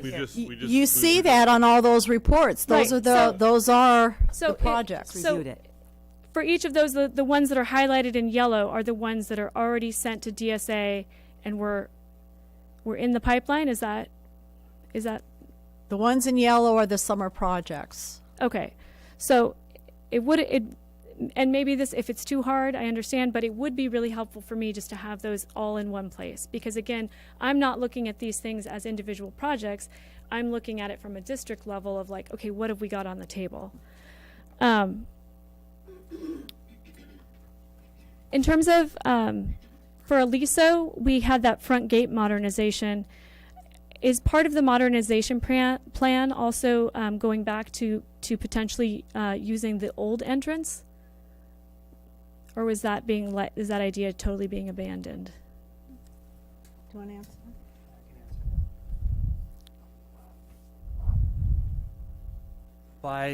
By your question, just to make sure I understand it, are you referring to the plan to reorient the entrance of the school to the original building from the early 1930s? What is the A building?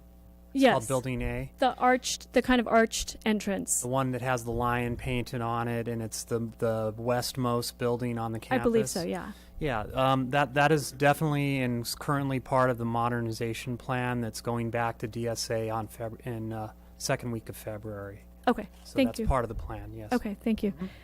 And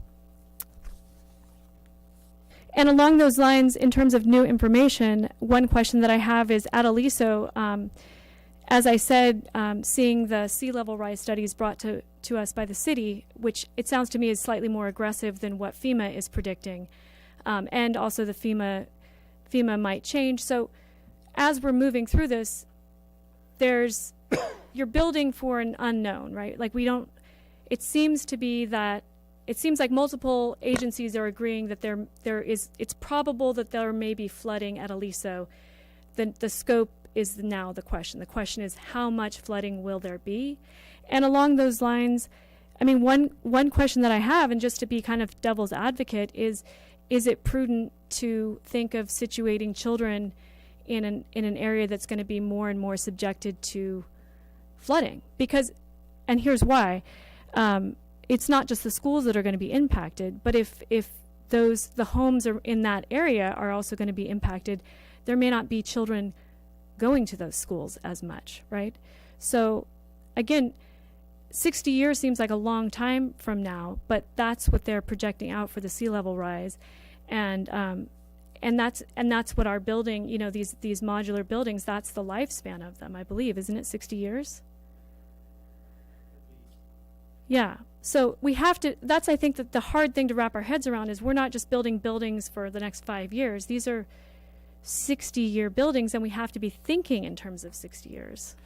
Well, to attempt to answer that question, I think the way we're approaching that is, you know, when we're talking about modernization, it's really about maintaining what you have, the resources that you have, the campus buildings, and they are being used. So you can liken it to changing oil in your car. You know, there may come a day where the car is no longer useful to you, and you do have to sell it, and it exceeds its lifespan. But right now we have buildings that are in place on those campuses, and they need help. The infrastructure is aging and rotting in many cases, and the ADA needs to be addressed as well. So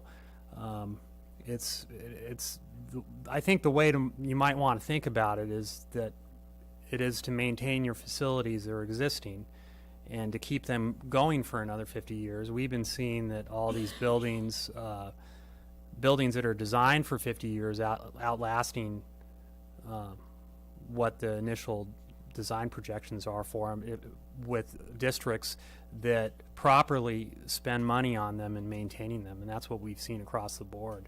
So I would just invite you just to think about it that way, because and you have students at the school and they need to go somewhere. So as far as the flood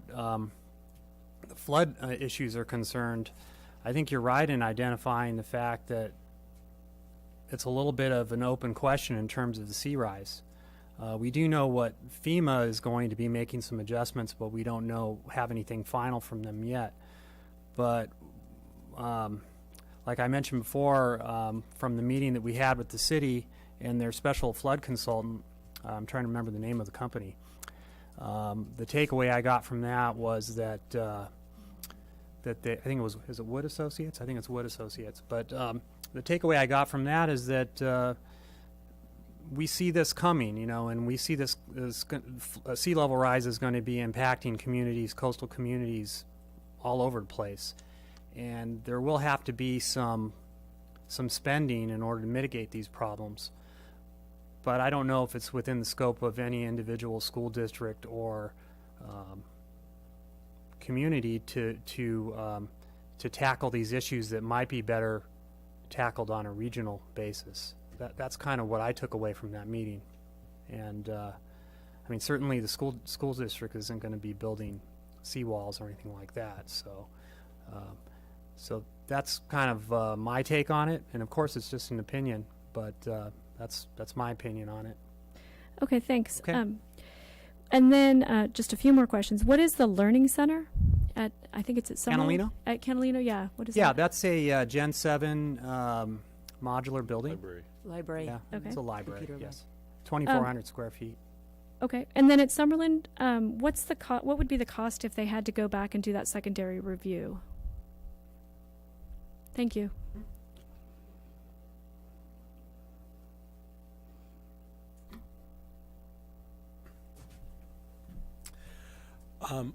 We have been seeing, for a project of this size, in round figures, to do an initial study and mitigated negative declaration through the county of Santa Barbara. If you rounded it, it would be probably a $50,000 price tag for that process, the preparing the report, going through the public review process, responding to comments by the public, filing it with the state clearinghouse, having state agencies involved. But we've been given no indication that we're not going to get a discretionary approval, right? We have not, at this moment, we have not been told by the county that we should expect that. But we didn't have complete details, and the planner, unfortunately, that we met with during the initial process is no longer with the county. So there's a tiny amount of unknown relative to the new planner that would be assigned to it. Okay. For the Toro Canyon property, that was sold for 2.7 million. The Toro Canyon property. I'm pretty sure that's the sale amount, yeah. Okay. And then I think just two last questions. One is, three last questions, sorry. The dugouts, so the dugouts were paid for with Fund 25 money, which is the developer's fees. So is the state going to reimburse us for developer's fees? The short answer is yes. So where would that money go back? It all goes to projects. But it's not the Measure U fund, which is Fund 22. So where Well, would if you're asking me the accounting question, Okay. state funds go into Fund 35.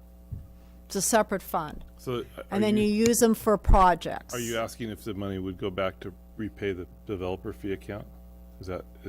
I just wanted to know, because that was the only one that I saw that wasn't part of, the other ones were all Measure U projects. And so to me that seemed more clear cut, although it's sounding like it's not so clear cut. So we don't need to dive into that right now. I was strictly curious. The last question that I had then was having to do with Main School and the difference with the more cost-effective portables or modular buildings. Were those buildings planned to be used for classrooms? Or could they be used as classrooms? Yes, they can. All of those buildings are classroom buildings. And the way they're being designed is that they could be used, some of them, at least two of them are being planned so that they can be offices for some of the programs that CCP runs, the children's the project. But in any case, they could all be used as classrooms because they're designed as such. And we're maintaining our DSA status, correct? That's correct. We made that decision to go through the DSA process at Maine in order to maintain that eligibility to have public schools there, correct? That's correct, yes. The decision was made to go through DSA on these projects, so that way it protects the value of your school site. Because once you decide to go off the map with DSA, that's very difficult to go back. Because once you start going down the road of going with a different permit authority, then you have to go back to DSA and try to go through DSA again. You'll have a lot of difficulty. So we're going to go through DSA on all these projects. Well, I guess my point with that, my daughter's a graduate of the preschool there, and it's an extraordinary program. I'm hoping that the cost effectiveness is not undermining the quality or safety of those classrooms, because they are dealing with our smallest people in our district. Maisie was there starting at 4 months old, and obviously I'm glad that it's going through the DSA process in the sense that that's at least maintaining the kind of highest quality of safety for those children. Well, you're talking to the choir here, because as an architect, my task is to protect the safety and welfare of the public, and namely your clients, which are the kids. So I take that very seriously. All these buildings will be designed to the standards required by the building code, and then some in many cases. To give you an example, two of the classroom buildings that are being planned for Main School are for preschools that are. It's for a toddler center. So what that does is puts it into a different zone of fire life safety. And not to get too much into the weeds here, but for those particular buildings, because the kids are under 2 in the occupant considerations, we're fire sprinkling those buildings, whereas we wouldn't have to on the other ones. So yes, duly noted, and also a very important consideration from my point of view and from the planning staff. The last 2 points are more comments. The first is which my true hope, I've seen some kind of kitchen modernization, and I don't totally understand, but it seems like the kitchens, there was some backwards regression happening with our kitchens. And anyways, my hope is moving forward that they all become certified as commercial kitchens again, just because hopefully the future is cooking food from scratch at all our school sites, including the preschool, which I think something had happened with the main school kitchen, and I don't totally understand it. And then the last point being the landscaping. The Gen 7s are these models of beautiful, eco-friendly design, and based on my understanding of drought-tolerant landscaping, the Gen 7s at Catalino just were not, they just didn't have the same high-quality, drought-tolerance, eco-friendly thing going on. And I know I have a friend who's a landscape architect, and she had toured a site that had those Gen 7s somewhere in a very hot area, where she said that they had also put in this beautiful kind of drought-tolerant landscaping. And so I think for the next landscaping piece, if they can push that, not only is it saving us water, which is one of our biggest bills, but it's just looking to the future again. We're looking at probably less rain in the future than we've had in the past. So those are my two thoughts. Okay. Thank you so much. Yeah, and I'll follow up on that question, is that all of our landscape plans are also reviewed for water credits and efficiency with water use. And we got credits for the project that we did at Catalino for its efficiency that will be able to be used on on that campus for future work. So it is actually a water efficient design. Mm-hmm. Great. Thanks, Robert. Sure. And Joe, thank you guys for the comprehensive report. Okay, we'll move on to the Measure U expenditure report.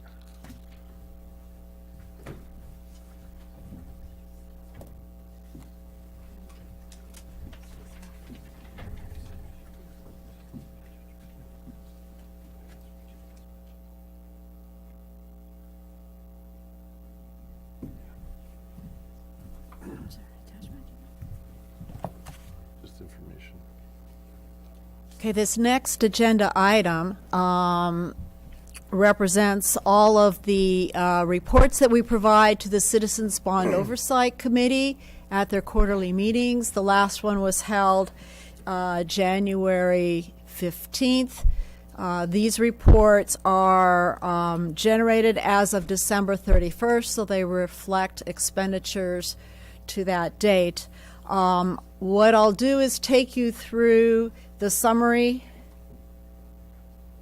report, which is by site. And one of the reasons I wanted to do the presentation first is we've already talked about all the site budgets. So now we'll just talk about the other budgets that are in here that are incorporated into the $90 million bond project. So in this top section, you'll see the site I won't call them site allocations, but the allocations from the facility master plan. We allocated $6 million for contingencies, which we will save that money towards the end of the all the projects to be applied for contingencies, for unplanned increased expenses. So you're going to see this sitting out there with no activity, hopefully for the bulk of our projects. We also have a line item called escalation inflation. A number of times we've talked to you about the inflation that is ongoing. I think the last time I heard, David, what did you say the inflation is? 9%. So right now, project costs are increasing at 9% per year. So we're going to be contending with that as well. There is some money set aside for inflation as we move forward through projects. Again, it's sitting here. You're not going to see it used for the moment. Anytime we did choose or propose to use those funds, we would come back to the board, to all of you, to approve the transfer of those funds to a particular project or a campus. The next item down are furnishings and equipment. So in the facility master plan, there was $3,870,000. I've begun allocating, though, that money to the individual school sites. So you can see now we have about $620,000 for Catalino, $760,000 for the high school, and $520,000 for the middle school. And our goal is to furnish all of our classrooms. So far, we've been furnishing our Gen 7 classrooms, and you can see over on the Catalino portion, you will see that we've spent some money for the furniture that's been delivered to the Gen 7s. As we start paying the bills for the furniture for the middle school, you'll see that occurring as well. Furniture for the science wings and the computer lab are being delivered on January 31st to the high school, so you'll start seeing a lot more activity there. But as we go through modernization for the existing classrooms, we'll also be purchasing furniture for all of those classrooms throughout the district. And then the last item on here is under program is projects administration, which has been allocated $5 million. Those funds cover a lot of different items, including the costs of the planning department, but also the costs that we incurred up front for all the conceptual plans that we paid to the architects. That's all included in this budget as well. And so you can see that we've spent to date about $2.5 million out of that. So that's the first section. It's all program, and it's not site specific, although certainly the monies are being spent at some of the sites as well. The next section is Aliso. We've already this is exactly the same budget that you would have seen in the PowerPoint presentation.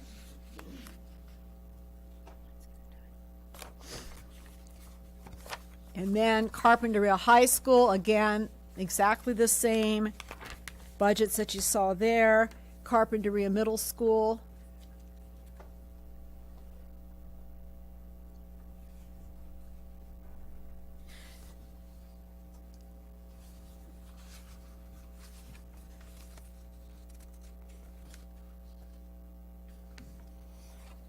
And then you'll see the district office, which right now is not active. We haven't been doing any work for any of the planning for that yet. You'll see main school, exactly the same budget.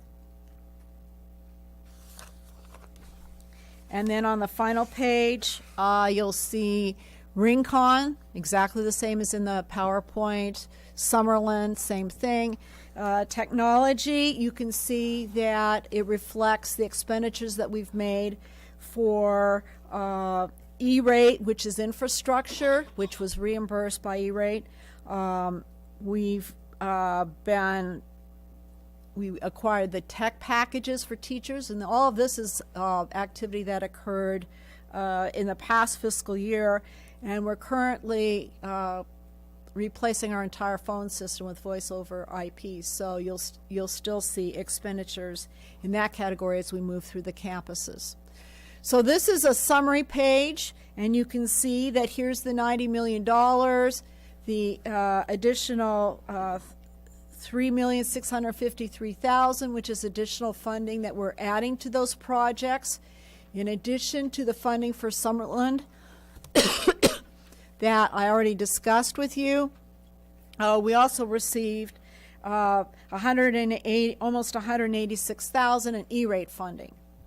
So that's not bond money, it's additional funding. And we try to always look at what other types of funds can we get that we can use to offset the cost of some of those projects. And here you'll see the total expenditures as of December 31st is $22 million.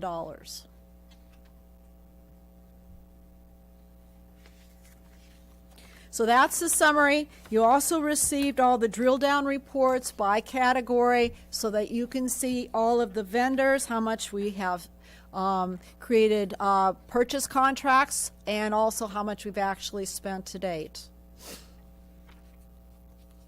And I can take you through those, but I suspect you don't really want to.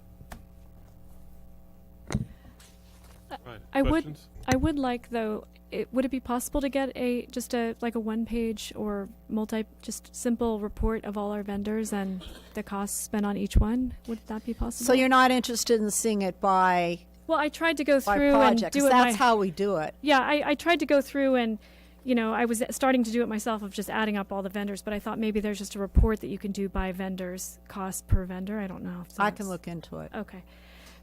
Just if it's not a huge time expenditure, but I think the piece for me, just looking at all the money, is just realizing that there are decisions being made around these, and there are going to have to be more decisions being made.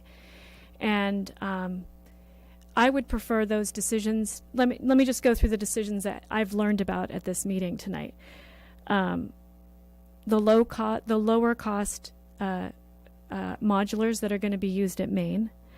That it was discovered that there was not enough money at Summerland in 2016, and that things have happened to kind of try to work around that. Those are all board-approved decisions. Those are that there are some flood changes that are happening at Aliso, and that another thing which hasn't really brought up but has been brought to my attention when we toured Rincon High School. We've been slowly touring all the schools.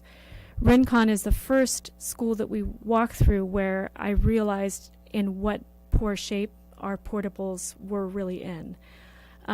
Literally, my experience of it was of an actual kind of smell and of mold or something like that. And I really don't understand why Rincon isn't being fast-tracked. The fact that those are our students who are sometimes our lowest achieving and struggling the most with lots of different things, and then they're coming into classrooms which literally, it seemed like one was, like the ceiling tiles were stained and there was not a great smell. Again, there are decisions that are having to be made and priorities are being given, and so I would like for there to be even more transparency around those so that the public can really. I would love to hear the public. I would love to have a town hall meeting and find a way to get more input as to where we're at. Here's where we're at, and here's several different paths where we could go, and hear back from everybody about kind of where things can go. Because even within the facilities master plan, there's like 20 projects, and there's priorities being given, and those priorities are being brought to us as a board. Yes, we're being maybe approving them, but we're not really approving them. They're being brought to a sort of piecemeal. And again, I don't think it's allowing us to have the kind of bird's eye view of where we want to be in 60 years that we could have. So, if I may respond, the notion that there's been anything but transparency is ridiculous. That we had at least a dozen meetings in the build-up to, as Cindy explained, and we have a citizens bond oversight committee that reviews every project at every site. We had site input for every site. We've had board approval and board study sessions on every bond, on every project, at least half a dozen before we even allocated a priority list that was developed by each site. So I don't know how much more community involvement that we could have undertaken or even provided for Maureen. I really think you got to look at the entire process, and Cindy did a pretty good job of reviewing at the beginning of her initial report here of everything that we did as a board and as staff to undertake community input and community involvement, and it really was not the board's purview at all. It was all coming from sites and from community and from our consultants, and then they would provide educated feedback to the board, and then the board would sit down and we developed a prioritization list before we spent a single dollar on any project. So I really think it's important that we're all clear on the processes that were undertaken to be transparent and to be open and to be inclusive in every project. So. And the facility master plan is what the voters voted on. And once that plan is established, the priorities are listed in that plan, and the priorities don't change until the end of the bond. And one of those priorities is replacing portables. So somebody, not me, made a decision that the Rincon modulars should not be at the top of the line. I don't know why that decision was made. And I don't remember ever having a discussion about it. And yet I've been here for 2 years. So I would like for us to have, we're a new board. The majority of us were not here when the facility master plan was made. And that's a good thing, because it means we have a fresh set of eyes and we have the ability to bring in some points of view to help. And I'm not saying starting from scratch. I'm just saying we've completed $22 million worth of projects. We're basically a third of the way through, because we've got 47.7 million in projects left to go. So the question now is, with that 47 million, what are the projects that are most important? And that should be decided, to me, that should be decided at the board level, not at the facilities management level. And obviously it's a dance and it should go back and forth, but like I said, we've been getting the projects coming to us piecemeal, but we have not been given the opportunity to kind of weigh in and say, this is a project that we would really love to see happen. Because I guarantee any of you walk into that Rincon High School, just walk into it and get a sense for yourself. So the board, it was made at board level as far as the prioritizations went. We took feedback from each site, and they listed their priorities on what they felt was most important. And then the board had to go through each and every one of those projects and assign a priority level to it, and a phase level, which phase it was going to take place in. As far as Rincon goes, Rincon it was decided is going to be relocated to the administration building at the high school. And in order to do that, we need to build a new administration at the high school. And that all takes process. I mean, you see how much work goes into getting projects approved and through DSA. We can't just go out and start building something. We have to go through the processes that are set forth by the state and these regulatory agencies. So when you say we, do you mean the board, or do you mean the facilities managers, or do you mean the individual principals? Because right now, this is just a simple change, but Rincon, when these decisions were made, Rincon had a much stronger advocate by having its own principal. It no longer has its own principal, and its principal is now folded in with the high school, and it doesn't have an individual. It has its own principal.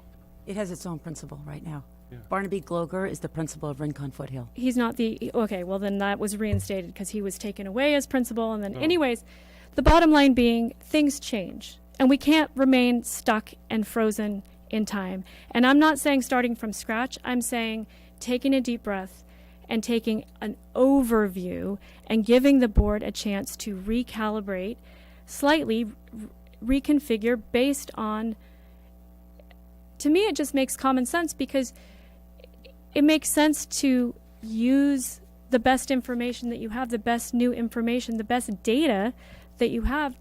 That informs the best choices, not being wedded to an idea that you passed, years and years ago. So that's all I have to say.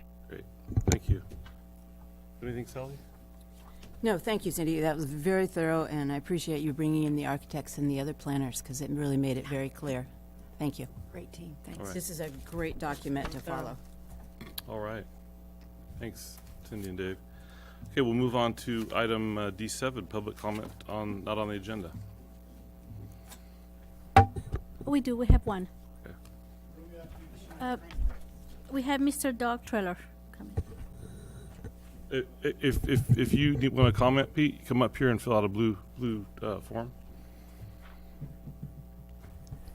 Hi, it's me again.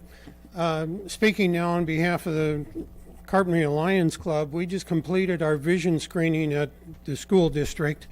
This year we did 761 students.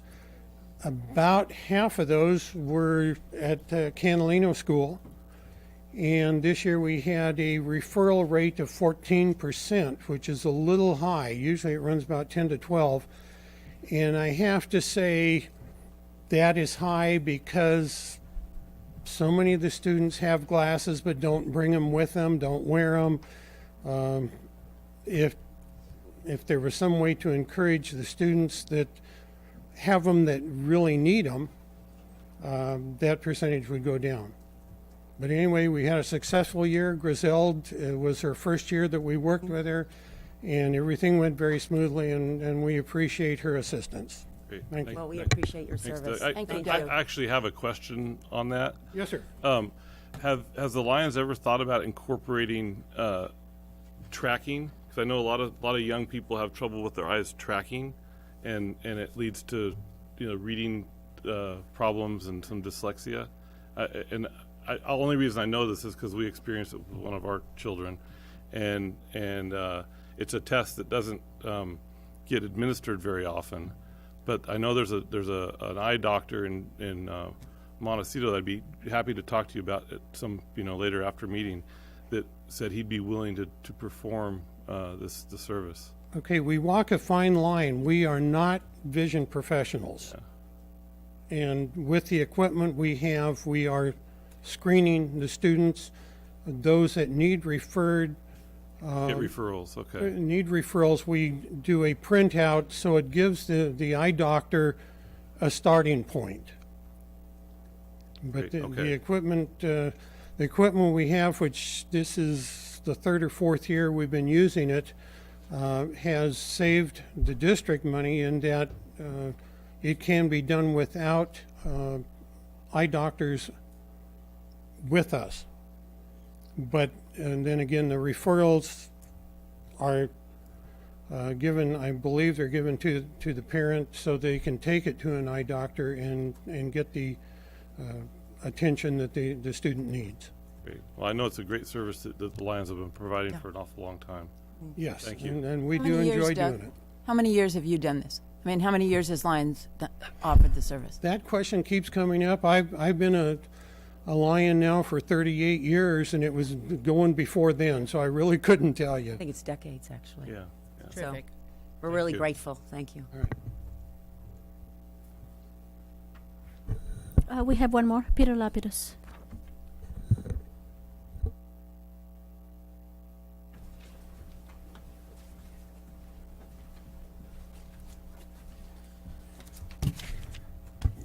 Good evening. Just want to thank you guys for all the hard work you're doing rebuilding the schools and making them safe and last for a long time for the students. It makes me really happy to see that happening. The reason I came to talk to you was about the donation that you guys were discussing in the last meeting regarding the carpentry cannabis growers and the Rotary Club. And I just wanted to say I was really disappointed to watch that interchange at the beginning of the meeting and in the middle of the meeting. After all the students have put up with for the past couple years with the poor air quality at the high school that's been coming from those greenhouses in that area, to see that the district would even consider taking any money that had anything to do with cannabis based just on those grounds alone, I was shocked. I could not believe it.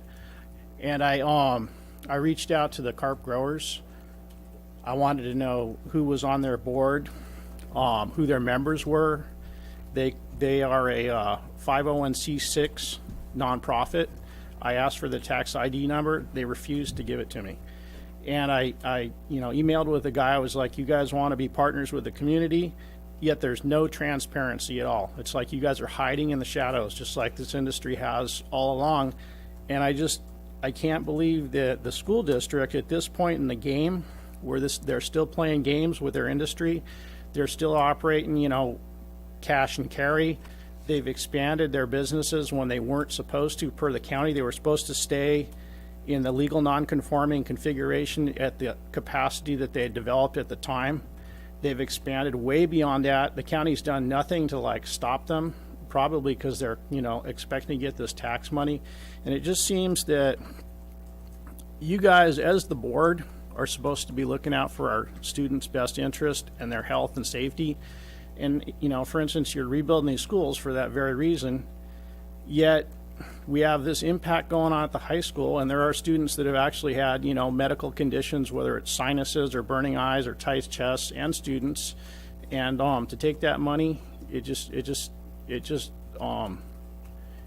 seemed wrong at this time. I mean, at some point in time, if the industry cleans up its act and they're able to keep their smells on their property and not have those impacts, and that they're actually, legal and they have permits for it, which they don't right now, it's all temporary stuff.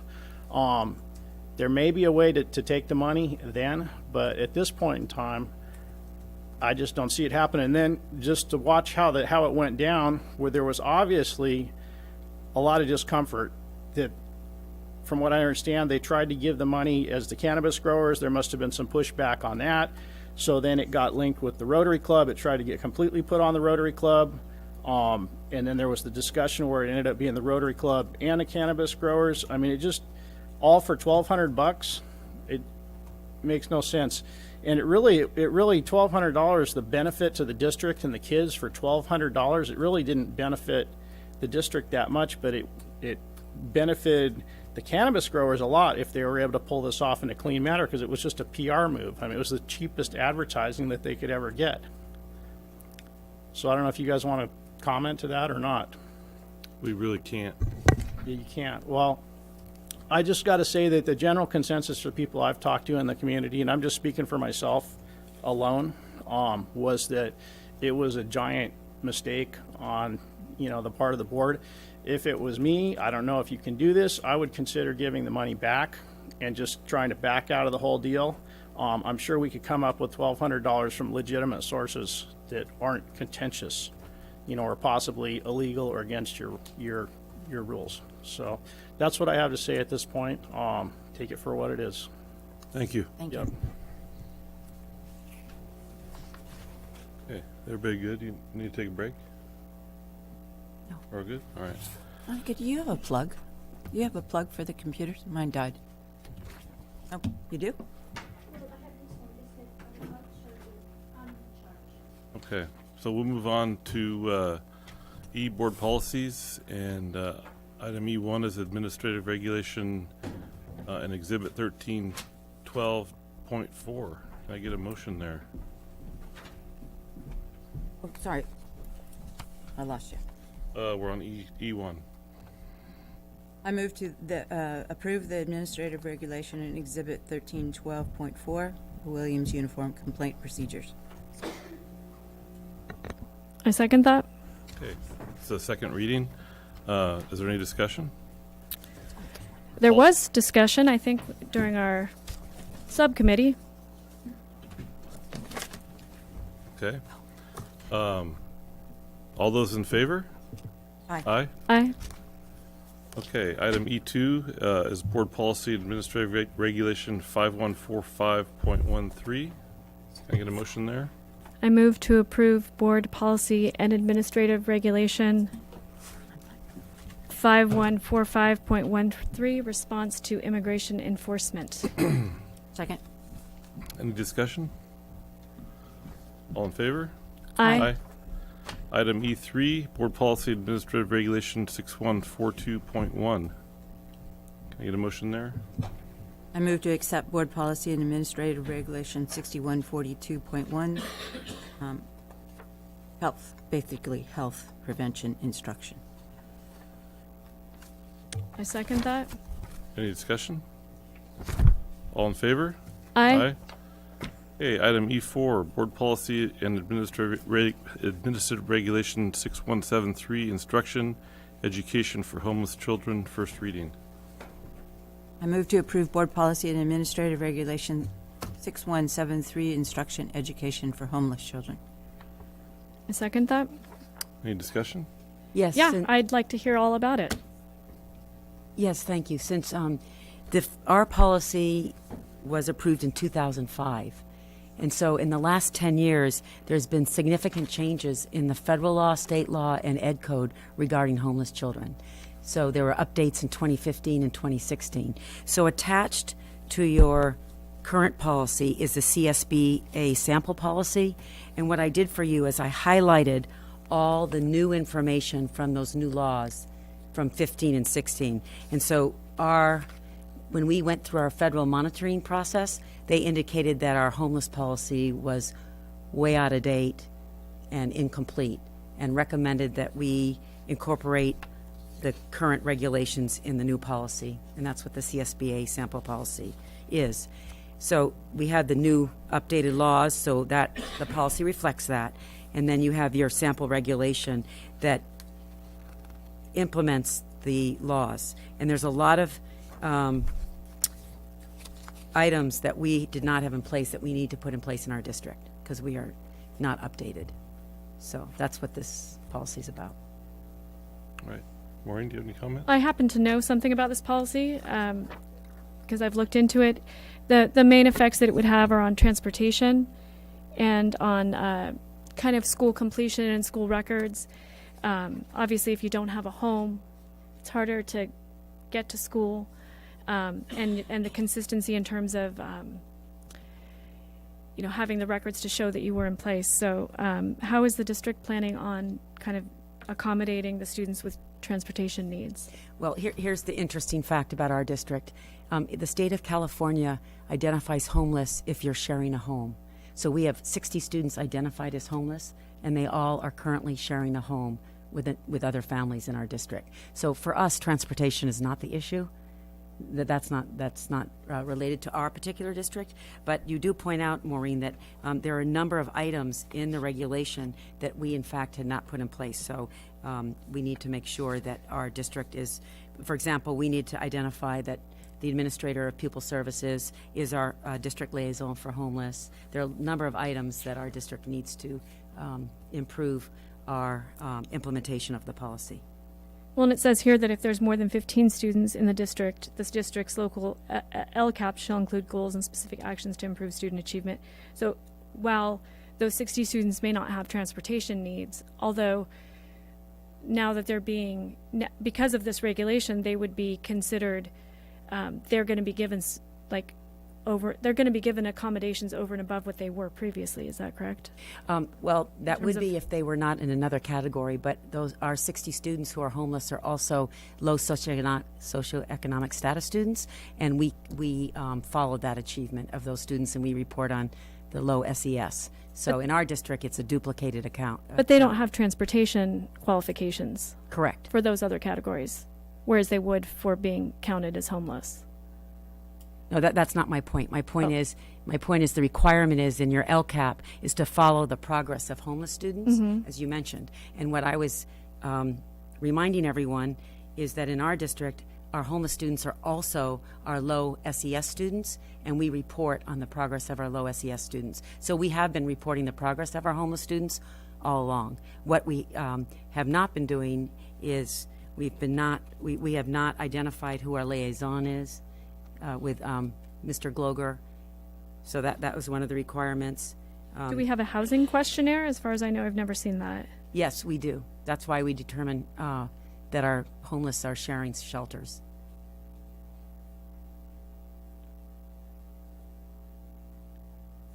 Any further questions?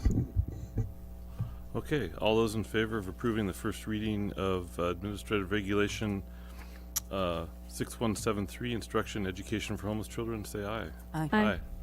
Okay, item E5, Board Policy in AR 5141.31, immunizations, first reading. I move to approve Board Policy and Administrative Regulation 5141.31, immunizations. I second it. All right. Okay, so again, we did update this in 2012. So the rules changed for immunizations. So that was. I'm glad we did that. But we now have. There's more updates from 2015-16 that we need to put in place. So that's why we have a new policy, and then we have the new regulations that follow the policy. And it's really a lot about records. for incoming students. Yes, Yeah. yes, and what grade, and also permissions and exemptions. So it's all spelled out. It's much clearer in our updated regulations, the way it's spelled out for exemptions. Great. And it looks like it's also just kind of trying to close any gap that a student might have in, depending on where they started school and to where they're Yes. continuing. Yes, that's another good point, yes. Mhm. Okay. Any further questions? All those in favor of approving board policy in AR 5141.31 immunization, say aye. Aye. Okay, item E6, Administrative Regulation 5141.3, health examinations, first reading. I get a motion. I move to approve AR 5141.3 health examinations. Second the motion? Okay, again, we did a good job in that we updated this with the new regulations in 2012, but since then, there's been further regulations. It's identified the grade levels for both vision and hearing, and we just had the grade levels for vision identified. So we need to get it organized about which grade levels that we're doing our hearing tests, which grade levels for vision testing, and then if there's a vision defect, what is the follow-up? So that follows the presentation about the Lions doing the visual acuity test and diabetes information. So would the Lions screening satisfy the requirement for vision? No, we have to then do the follow-up. Okay. So we have to report, and we do now report that if they fail the screening, but we really need to monitor that progress about what the parents have done with that report. If we could, I'd like to see, and I don't think it necessarily has to be in the AR, but what I mentioned earlier about tracking, because I think that's a much bigger issue for younger kids, younger students than we'd realize, and it may could help improve a lot of our lower reading scores. So it may be worthwhile to kind of look into that. Yeah, I'll share that with Student Services and have them take a look at what other districts include when they do their vision testing. Yeah. So who would be screening for the type? I know I've kind of seen who's done the vision and the hearing. Actually, is it the county that does the vision and the hearing? No, actually, for vision, we work with the Lions Club, and for hearing, we work with the Children's Project. So who do we have someone lined up to do? Because it says type 2. Do we have someone for type 2 diabetes? No, we don't do the screening. Okay. We encourage our students. We have to. It's really about working with parents and encourage. Especially, we do the PE fitness test, and so with results of that test, we really need to follow through and work with families to encourage their families to make sure that their students, that the families have the information about diabetes. And we need to do a better job of educating parents about type 2 diabetes. And that's also related, I think, to our wellness committee and thinking about nutrition and how we're working with parents and educating parents on nutrition of young children. So I think there's a lot of work that can be done. It's too bad we don't have a screening for that, because that's the only one of these that's life-threatening, especially if it's not diagnosed. People die from undiagnosed diabetes. People don't die from being nearsighted. Okay. All those in favor of approving Administrative Regulation 5141.3 health examinations, say aye. Aye. Okay, we'll move on to item F, Educational Services, and we're being asked to approve the purchase of Apple computers through a Career Technical Education Incentive Grant. Can I get a motion to approve? I move to approve the purchase of Apple computers. A second. Okay, discussion? Well, it's exciting that we have a new multimedia lab. You realize that one of our Gen 7 classrooms at the high school is going to be the multimedia lab. And so it's very exciting that we can use grant money to purchase the most current technology that our students can have access to. It's fantastic. So it's very exciting. So we are excited. You heard in my report that I mentioned that we are using a green screen at Aliso to produce weekly bulletins, and we currently use a green screen at the middle school with the multimedia lab and the ASB students. They also develop and produce a weekly Friday video. So now the students in the multimedia lab will then begin to be producing their weekly videos for the school. Instead of bulletins, it'll be a weekly video at the multimedia lab. Great. So it's very exciting. Well, I just, every time I hear about the stuff that's going on at the high school, it's exciting, because there's so many great things going on there, and especially considering how small a school we have, the course offerings that we're able to put forth is fantastic. Right, and last month you approved the you will be approving an additional hire for ag teacher, and so we'll have 2 ag teachers, and that really is going to help our FFA students and programs. So And the that's, program, it'll help rebuild the program. yes, It'll be that's great. fantastic, So, yeah. some Okay. exciting So- improvements. So, all those in favor of purchasing the Apple computers through the CTIG, say aye. Aye. Aye. Okay, move on to business operations, facilities, and warrants. We're being asked to approve the warrants for the period of January 4th through January 17th in the amount of $552,879.74. I move to approve the warrant. Second? Discussion? All those in favor? Aye. Aye. Okay, gifts, grants, donations. Item G2A, the donation from Spark Fun Electronics to Aliso After School Program in the amount of $500. Can I get a motion to approve? I move to approve the donation from Spark Fun Electronics to Aliso After School Program. Can I get a second? I second that. All right. All those in favor of approving with gratitude, say aye. Say aye. Aye. Aye. All right. Item G3 is a vote to appoint, is it Klaus? Yes. Klaus Lensander from Summerlin to the District Real Property Advisory Committee for the Whitney, review of the Whitney property. Can I get a motion to approve? I move to vote to approve the appointee Klaus Linsender from Summerlin to the District Real Property Advisory Committee for the owned Whitney property. Can I get a second?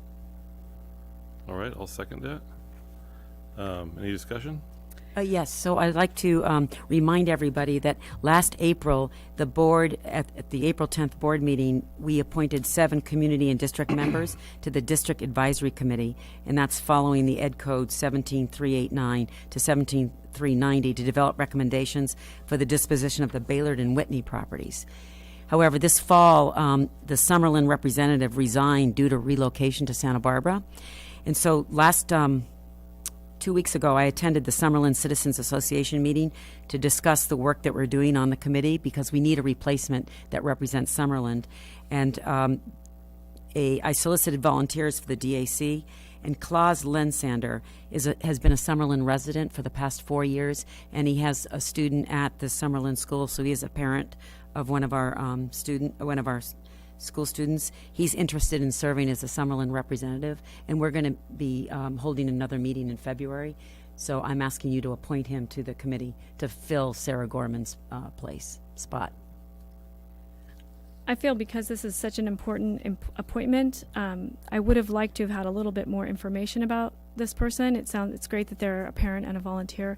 I also wonder if this might be better tabled for the next meeting in order to give our Summerlin representative a chance to really weigh in and vote on this. I think this would be stronger coming from, this would be stronger received in front of the whole board. And because of the lack of kind of bio and background on this individual, and because of it's such an important piece, I'm not sure that I'm going to be willing or able to make a decision on this today. Jamie attended the Summerlin Citizens Association meeting with myself, so she was there at the meeting when they discussed the need for the representation and that Klaus was interested. Is there going to be a meeting of this committee before our next board meeting? No, I'm not sure. We haven't scheduled a date yet. It will be in February. Because I just feel that we should table this for the next meeting to give the full board a chance to kind of weigh in on it. I just feel like big decisions with only 3 people are not as strong. Well, we made a lot of big decisions tonight. We've made kind of minor decisions, but appointing someone to a board that's going to What's a committee that recommends to us? That's going to recommend a potentially huge decision. I just think it would be a stronger decision coming from the board, and because there's only 3 of us, knowing that I may not be able to make my decision today, if we don't table it, there's a chance that the appointment may not be made, and that would be problem. Yeah. So here's the So- other concern. He's the only one that's volunteered from Summerlin. I need someone from Summerlin, so I strongly recommend that you vote on it tonight, and I think Okay. he will serve us well. Okay. Without further discussion, we have a motion to approve the appointment of Klaus Lentender. All those in favor, say aye. Aye. Aye. Opposed? Nay. All right, thank you. Okay, Measure U, H1 is we're being asked to rescind the approval of Frank Skipper Construction Company and award McGillivray Construction as the leaseback contractor for the Catalina Elementary School modernization project and pre-construction services. Can I get a motion there? I move to rescind the approval of Frank Skipper Construction Company and award McGillivray Construction, Inc. as leaseback contractor for the Catalina Elementary School modernization project and pre-construction services. Can I get a second? Okay, I'll second that. Any discussion? So the approval was given without there being a bid taken. I'm not quite sure what happened here. Well, I had a chance to speak with Mr. Winiger about this. I wish So- he'd spoken to the whole board, but that's okay. Well, I had a question to him, so I asked him before the meeting. Great. I wish that we'd all heard the answer to that question. Okay, well, if you'd allow, Great. I'd I like look to. forward to it. So, it sounds like Frank Skipper had problems meeting the apprenticeship requirements that are set forth under leaseback contracts, and so they weren't able to meet those requirements, but McGillivray was, and so being the second bidder, they have approved McGillivray, and we're being asked to approve them. So that's the long of the short. Okay, so we have a motion to approve, or rescind and approve. All those in favor? Aye. Aye. Opposed? Nay. Okay. Move on to item I, personnel. Can I get a motion to approve the personnel summary? I move to approve the personnel summary. I'll second that. Any discussion? Yes, so this is the highlight for tonight. We're doing some great improvements, and we are thrilled that we chose Lisa O'Shea as our interim principal at the middle school. And when we hired Lisa, we were particularly impressed with her experience as a teacher, middle school teacher and a high school teacher, a teacher leader for many years as a department chair in math. We were also impressed that she has worked both in a Temecula school district, which is high socioeconomic status, as well as in Oxnard, which is a very different type of district. We really were also impressed with her enthusiasm for supporting teachers, her knowledge of instruction, her passion for ensuring that each and every kid is successful. She's had specific experience with supporting and leading the special ed department and integrating special ed students successfully in a huge comprehensive high school such as Oxnard High. So we thought she was a great match, but you don't know until you actually work with the person that you've asked to be your interim. So we've worked with Lisa these past few months. More importantly, she's worked every day with her teaching staff and her staff and students and parents, and she truly is a teacher leader. She's a teacher's teacher. She fully supports her staff and advocates for her staff. She advocates for families, for students. She's responsive. We are really excited about the work that's already been in place these months, and we are looking for a long career at the middle school, and so we are recommending that her interim position now be a permanent position, and we'd like to offer a contract for the next 3 years. Great. I guess the question I have is, this seems like an unusual time of the calendar to be offering or changing someone's contract position. Typically, it seems like March is kind of when people give notice and there's shuffling, and also in terms of our budget and all of that kind of negotiations that are coming up. I just wanted to know,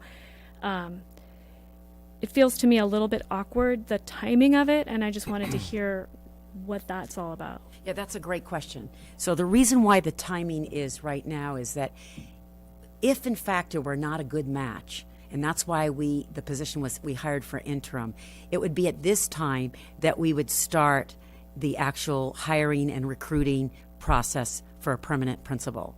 And so in place of that, that's why we're recommending the permanent position. At this time, Maureen, if it weren't a match and we weren't going to consider Lisa for the permanent position, we would now advertise, we would set up interview committees, we would go through the screening process, we would have interviews, we'd have school visitations, and then we'd select. So we would be involved in a significant process around choosing the right match. But we are so excited that who we chose for an interim is the best match for a permanent. How lucky can we be? Well, Lisa's here tonight. She is. Yes. And I think this is an excellent selection, and I know from experience and from seeing her every day that I drop our kids off that she's out there front and center, being seen and providing some consistent leadership at that campus that really needs it, and I think it's a great fit. And most importantly, her staff really supports her. Yeah. So I think that they're excited that they're going to be able to work with her for the next few years. So I think we're very excited. So just along those lines too, and this is awkward. Usually when we're doing our personnel reports, we're not identifying the person in the room who we're talking about. We kind of, in fact, try to steer clear of that in order to not, so that we can talk about the numbers without it being as awkward of a discussion as it needs to be, because we are here to look at the numbers. That's part of our job.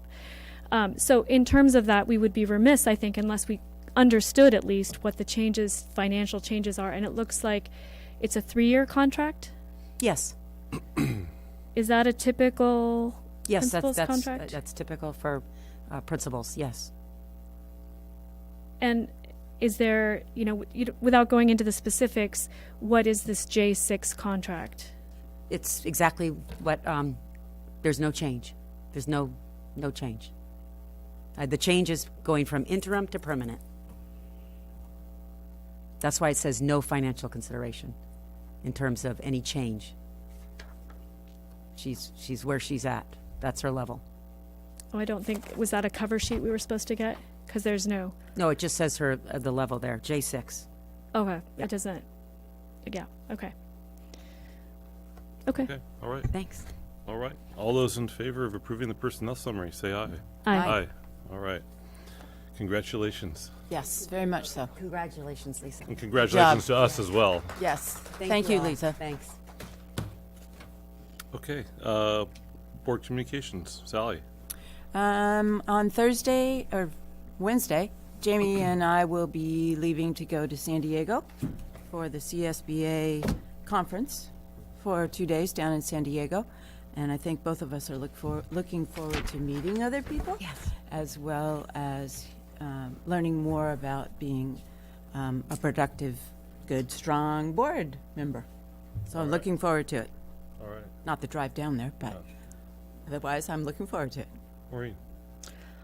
Along those same lines, similarly, I've just been thinking a lot about Martin Luther King Day, which was Monday.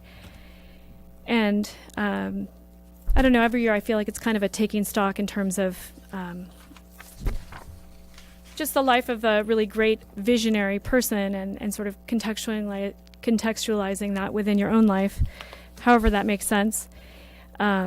I attended the rally on Monday and was really, really impressed by the student essay that was read, the winning essay, and hope that we are contributing to that, which I'm sure we are. But I think Dr. King's legacy of unity and togetherness, which wasn't always, and nonviolence and love, which was not always met, in fact, for the most part, was not met well during his lifetime.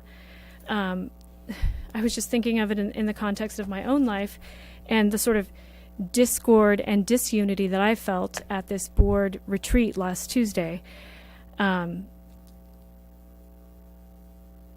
was hoping going into it that it would be a chance to solidify a collective vision of how to improve student achievement, which I think is why we're all here, and to keep our district on solid financial footing.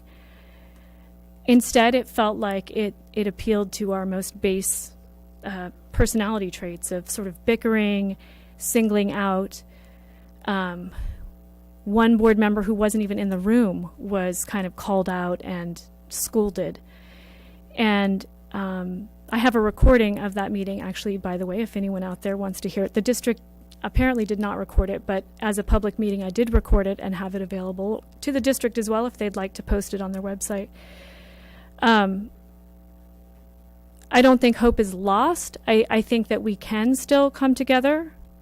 I think if Martin Luther King was able to overcome what he did in his lifetime and achieve the great things that he did, our small school district is a minor thing in relative. But the desire has to be there to be bigger than our collective faults. And I honestly don't see that, I just don't see that. And I don't see the love for our students kind of trumping the need for petty bickering and fighting and honestly there's an overpowering piece that frankly is just not productive. So I hope I had asked the district before I left or before that retreat for a sort of moment to take a visionary goal, and I think they tasked us with that being a follow-up piece. But even if they hadn't, my hope is that we can come up with a positive, love-filled collective vision for our district that allows us to unify and to see each other as team members rather than using any opportunities to undermine each other or make things feel worse, because that's not helping anybody. One person overpowering or being rude or just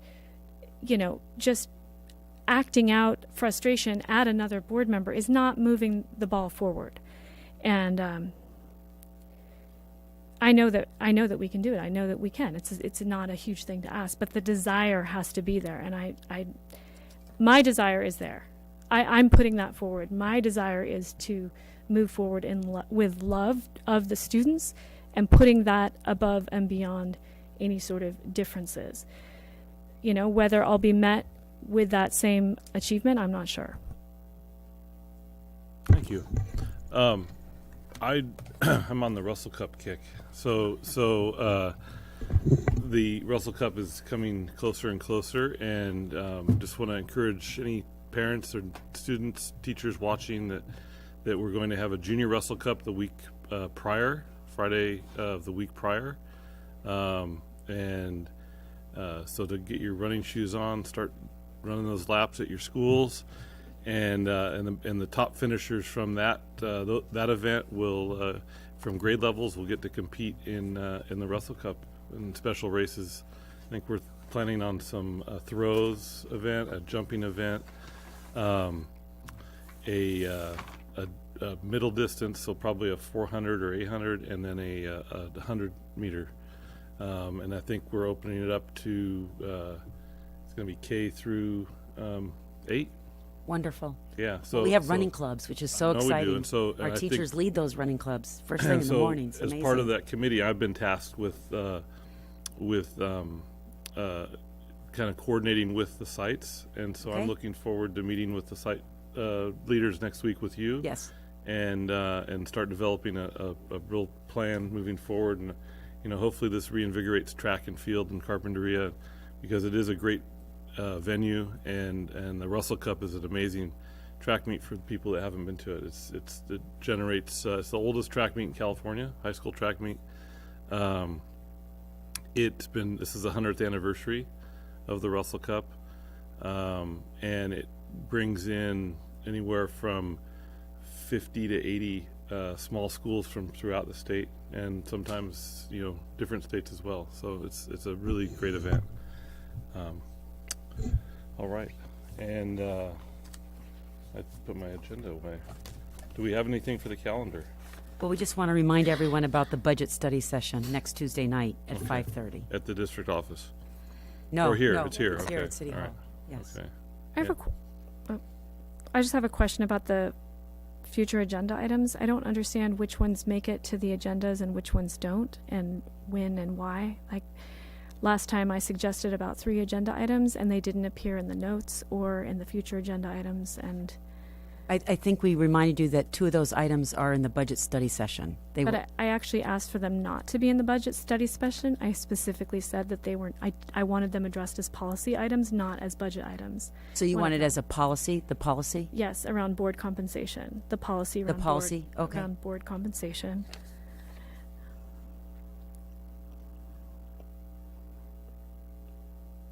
Okay. And the other one I'd like to add, which is just a population growth study for Measure U. I don't think it's too late to ask for that. Well, that, Just to look at the feasibility of it, not to look at the, that would be a budget item, if we're gonna look at the feasibility. So we can Well- discuss that at the budget study session. No, next I'm not week. asking for it as a budget item. I'm asking for it just to say, is this something that could be done? And basically an information I'm looking for an information item, not a budget item, I'm looking for an Well, we'll opportunity. consider it. We'll consider As an it. information item. Well, we'll consider it. Okay. All right. With that, I think we're adjourned. Thanks, everyone. Thank you.